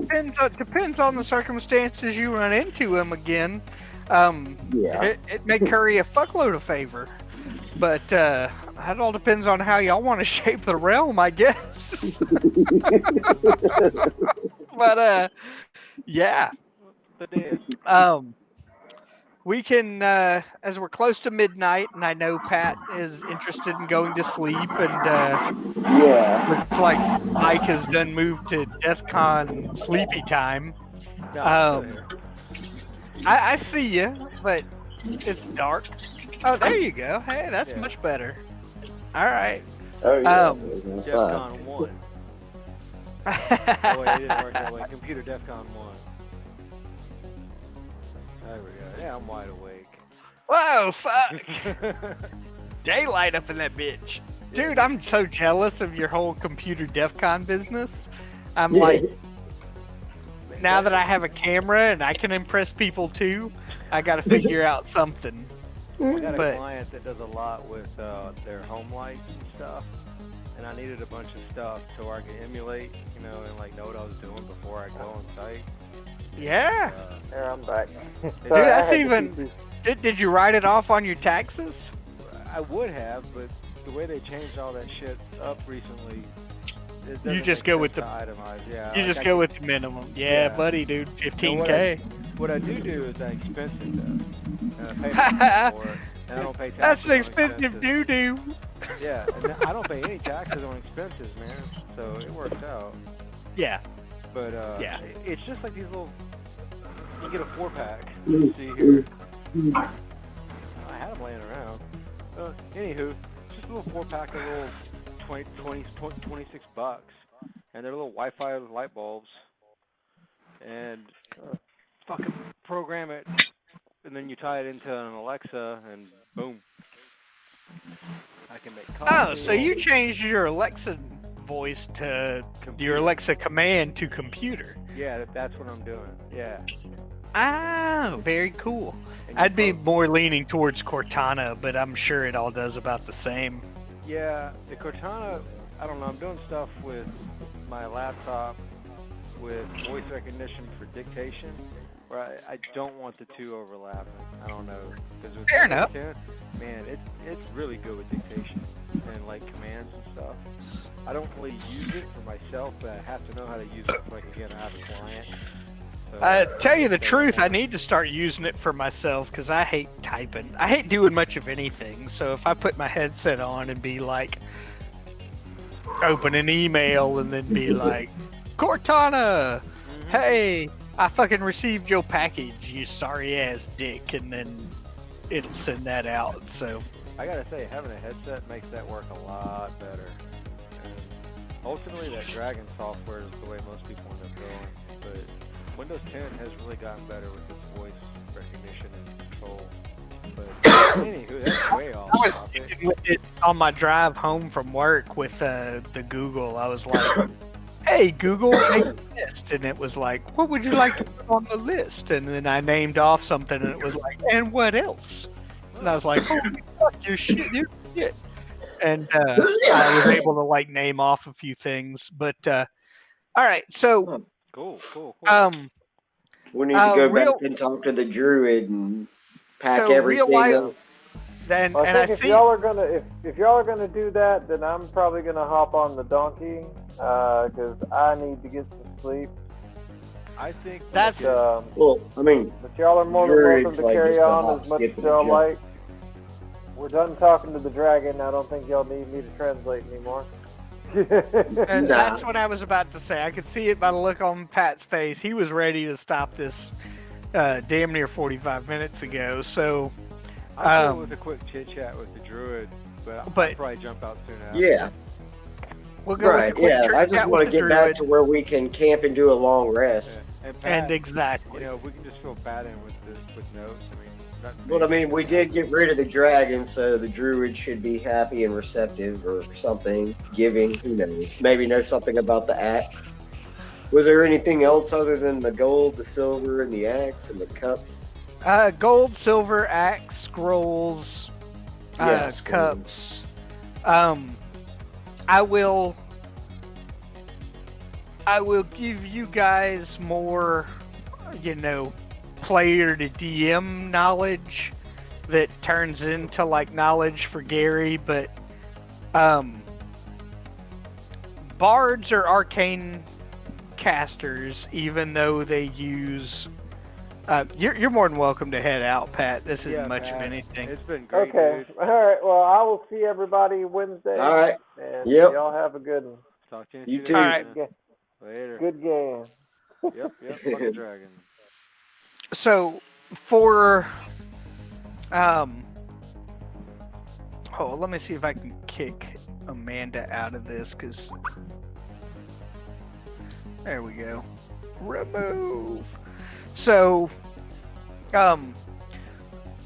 spell scrolls come in like one of two flavors, either arcane or divine.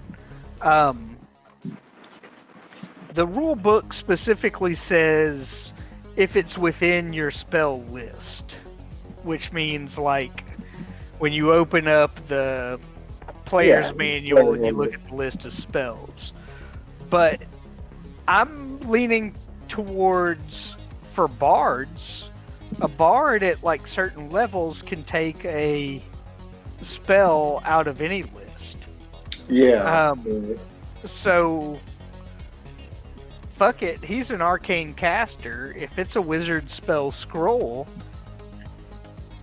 he can use it as per, right? If it's a second level scroll and he can cast second level spells, he can make use of it. If it's a third level spell and he can only cast second level spells, there's a roll and a challenge rating or a difficulty number for him to hit with a d20 roll based on how many levels it is above what he can normally cast. Right. Fair enough to me, right? Yeah. So the spells are not these scrolls are not exactly worthless, even though they are technically wizard scrolls. These are not something that you need to sell to get gold, as opposed to provide to Gary and see if there's something he would want to sell or want to, get rid of. But overall, you guys make it back. If you're not poking your heads in any of these other buildings on your way back,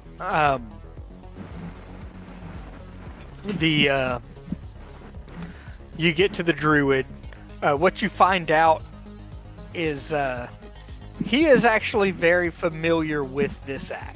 He knows what it is. Although it is rusty, it is a +1 battle axe that deals maximum damage to plant creatures. Oh, yeah, that's definitely useful. And, or any object made of wood. So, you got a wooden door, and you're wanting to hack your way through it. This is the axe for that. Right. Yeah, but at the same time, if you're hitting a bad guy, it's still a +1 battle axe. So what that means for you, Mike, is either A, you trade it to Pat later for the +1 longsword, or B, you keep it, and then when you guys make it back to Phandalin, you buy yourself a battle axe, and then you're a dual wielder 2 battle axe fucking madman. That's what I was gonna ask, if I could. But in the meantime, can I wield that battle axe with one of my short swords? Absolutely. I'm all So for that battle axe. you'd be short sword one hand, battle axe the other. But did we ever put a ring on that +1 ring on anybody? I think you gave it to Mike. But this particular battle axe, nothing in the description that I'm seeing here says anything about attunement. No, the ring of protection. I'm sorry. Go ahead. So, for you, and this is more of a rule thing and less of a role play thing, you can only attune to 3 different items. Now, only certain magic items require the attunement. So, I believe the ring requires attunement. It does. So basically, that is now you have 1 item attuned to you. But nowhere in this description of this battle axe does it say anything about attunement. It doesn't give it any sort of like specific name. It's not like battle axe of the wood or whatever, right? And so there's no other rule for me to look up other than the description of the item that's within this module. Okay. And if it doesn't say attunement, then there's no attunement. So you still have 2 attunable spots left on your character. Okay. What was the +1 on this one? The +1 is both. So basically, your strength gives you a +2. So that's the same as your dexterity, which is, to be honest, to take the feat as opposed to the ASI bonus was probably a good move for you. You will all find out more about that later, but character-wise, you don't know. But player-wise,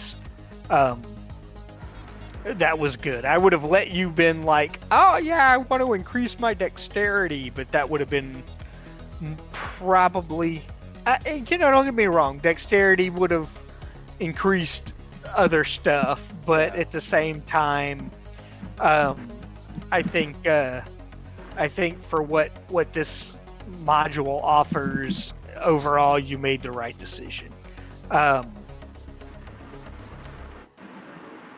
But where we're at now, what you get is a +1 to damage and a +1 to hit. So as it stands, if you were to take a strength-based weapon as opposed to a dexterity-based weapon, you're looking at the exact same modifiers because your strength and your dexterity are about the same. Okay. So instead of a +4 to hit with your short swords, it's now a +5 to hit, and instead of +2 damage, it's now +3 damage. Is that for the hand with the battle axe in particular? I gotta add that. Okay, hold on. I see it now. I did hit the plus. Okay. And at some point, the +1 longsword that Pat carries you might be able to convince him that that's a better offhand for you, because ultimately it really is. And like what it gives you to have a +1 in each hand outweighs what it gives him to have a +1 in general. But he's excited about the longsword, so that might be a longer conversation. But I am. I'm wanting you to like truly get into the character you have. You know what I mean? But even if you only have like a standard longsword or standard battle axe, which he has an extra of, because he replaced his battle axe that he had normally carried with the +1 longsword, you take his battle axe overall, you'd be doing 1d8 +2 as opposed to the short sword 1d6 +2. And so that, in general gives you a potential of more damage. But if you're looking at +1 in one hand, +1 in the second hand, overall that's more damage per round than him having +1 hand in just one hand. But either way, if he wants to go with the longsword, he's claimed it first, we'll go with that. Once again, some of these modules are more stingy with magic items than others. This module seems to be pretty liberal with the idea of passing out some bullshit. But on a side note, I will chuckle again. Holy fuck, you guys just sent off the dragon to go hang out with the orcs. In the back of my mind, I had always hoped that was what you would do, but I always kind of knew that was not exactly. Now, I mean, don't get me wrong. Had like Gary not had to go off to work before you guys met the dragon, and Amanda was awake, you guys would have been a stronger party to be able to face him and maybe do what you needed to do. But once again, the orcs and like the arc of the orcs and the hand were never a part of this module. That's like homebrew for me. I'm like, because I hate the idea that there's like these pushover orcs off in the fucking thing, and you go and kill them and we'll give you gold. So I was like in my mind, and even and there's some information out here. I didn't make it up myself, You do enough Googling about specific names and modules and stuff, and people are like, I took it as this, and I leaned more into that, and I plagiarized, I mean, I'm not gonna lie. I mean, who are y'all? Y'all aren't my professors. And so so I was like, dude, I like that. And that's where I got the hand thing from. But then I went ahead and I beefed it up more. I'll tell you, Brugor and Shaktor are not exactly pushovers. I decided at some point that, NPCs that you interact with are at a certain point. I'm not going to tell you the number, but whatever level you are, they're X amount of levels above you. Now, granted, there's 5 of you, so there's like action economy and all this sort of bullshit that goes into it, but I wrote them as character sheets, not added extra hit points to, book entries, if that makes any sense. And I figured it would.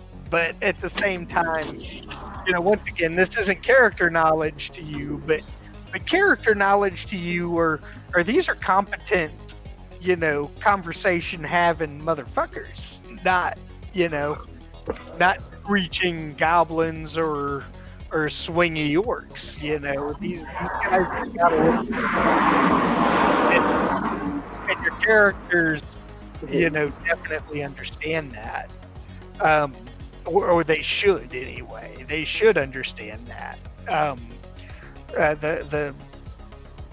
The whole point in and that's what I'm saying. I mean, the whole point in doing the dinner with the orcs kind of falls along the Game of Thrones concept of you don't attack people after you've fed them. You know what I mean? Kind of along the whole red wedding sort of ideal.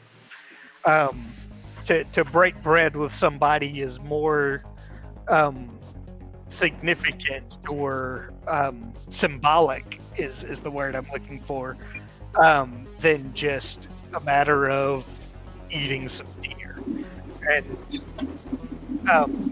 at the end of the day, you guys are still more than welcome to find the hand and haul your ass on up to the keep and give it to the existing king and be like, oh, I'll be on the lookout for these bitches. But you're also more than welcome to bring it right on back to Brugor and be like, so now what do we do, motherfucker? Let's get it. It completely depends on kind of.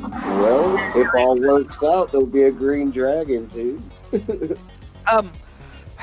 Yeah. Unbeknownst to your characters, this is exactly what I wanted. Oh my god! It just provides more of an interesting thing. I mean, you guys were in the position to be able to do what you needed to do with this dragon to, as the module reads, drive him off. You only would have needed to have gotten him down to half his hit points, and he'd have flown away like a wounded bitch. But story wise, how does that really work, right? I mean, I would have probably had you guys done that.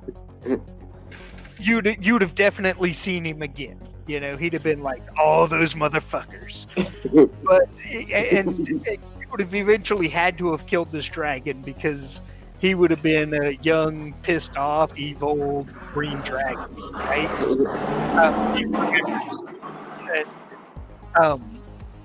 But talking to my friends wise, that's exactly what would have happened. He'd have been chasing you guys around. But to kind of, where you're at, green dragons like to manipulate shit. Green dragons like to, they're kind of into that. They're into chaos. They're into, they're into twisting things to their own personal fucking shit, They may fight with these orcs up until the point that these orcs are starting to lose, and he might just fly off into the fucking forest and be like, fuck that.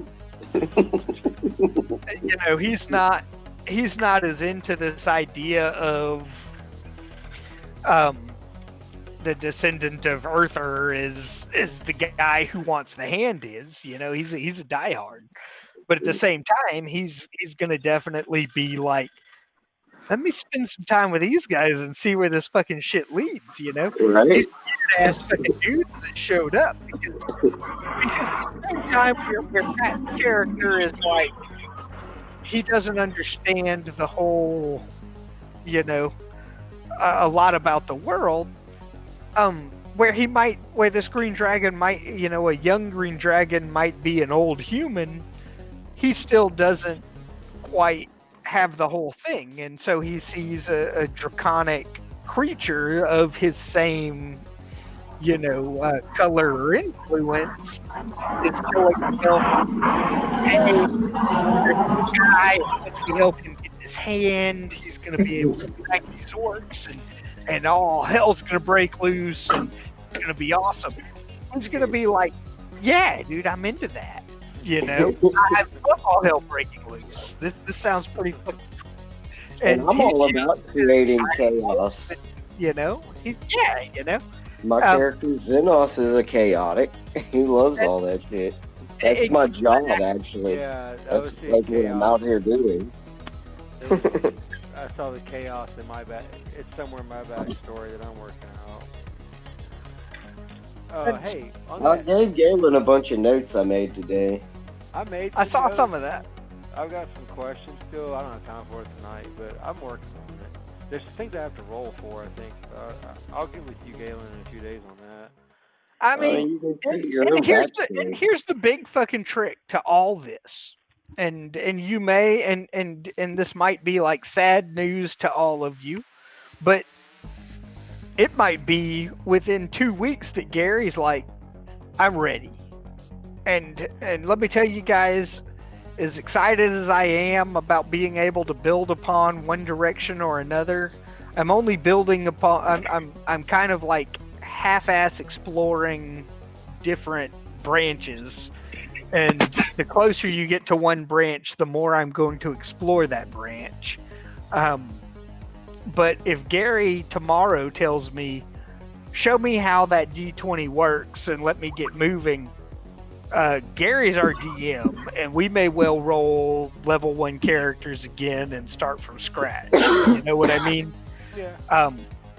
And it doesn't matter if you like basically take the same character that you have and start it again from level 1 under Gary's world. Whatever you guys want to do, that's fine. I've got my own ideas of what I want to do as a character, and if I'm relieved of DM duties, then great. But if I'm still within this DM realm, I've got some ideas. I mean, this world and these arcs grow, you know. So ultimately, it's kind of like an either-or thing.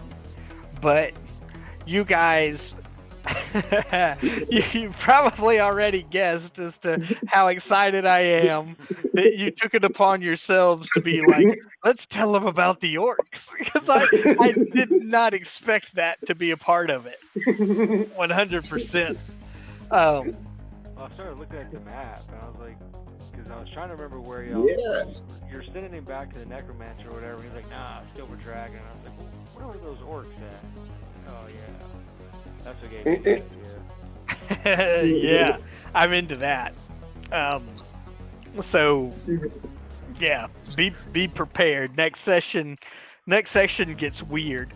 But ultimately, you guys, on the next session, you know, you're either free to explore more of the ruined city that is here, or the ruined town that is here, or you guys are fine to be like, hey, thanks, Redoth, we know where to go next, and head the fuck out of town. I was already thinking that we should explore that little area a little bit more, because there seems to be, I got the sense of interest in the area. I mean, all the areas, especially whenever the module provides me a map like this, once again, this is your knowledge, not your character's knowledge. Yeah. But when I'm provided a map like this, I'm provided an entire wall of text, you know, like this particular area has about a good 13 interest points. Oh, wow. Yeah, definitely. You know, and you guys have really only touched on 3. Right. We wanted to just kind of get in, take care of the dragon, and camp out for the night, you know? And to be honest, I'm not even rolling shit to figure it out. Since you guys have, like, buddied up with the druid, I will, you know, note out the information that this guy's no pushover druid. Had you guys fought the dragon and he, like, killed half of you, like, straight out, like, dead, not, like, unconscious, there's stuff this particular druid could have done about that. But I was excited about that idea too, because what in my mind he could have done about that is not a straight resurrection, but a different spell that is known as reincarnation. So you would have maintained your class and your knowledge and you know, but you might have come back as a halfling or a dwarf or a human, as opposed to have been like the class you rolled up and had like pictured your own character arc going. But since you guys have sent the dragon flying off, I have no problem telling you that was part of what really made tonight exciting for me. I was like, oh man. Either way, it sounded like it'd be fun. Is this dragon gonna like wipe them all out with like a breath weapon and a bunch of stomping and be done with it, and then they all wake up in like different skin tomorrow? You know, I mean, oh, that's cool. So, you know, there's a table for that. It would have all been dice picked as well. I mean, it's not like I would have been like, ha ha ha, Mike, you are now a halfling because I think that's funny. It would have been more, you know, I roll these dice and we see what comes out of it, you know, and I was very excited about that potential, but That's cool. but the idea that the potential future wielder of the hand of Earther gets to ride a green dragon into battle, you know, really pleases me as well. So the fact that I didn't get to kill half of you and like fuck up your race choice for the rest of this campaign gets to like take a side seat. But I'm having a lot of fun is I guess more or less what I'm getting at, and hopefully you guys are too. Oh yeah. So yeah. We're pushing into 12:30, and I know Mike is probably about ready to head off to bed. Yeah, I got some things All right. done. But yeah, dude, it was awesome. Yeah. But at the end of the day, I kind of want you guys to, you know, learn how to play more. I mean, that's like the 100% goal of what we're doing with this particular module. This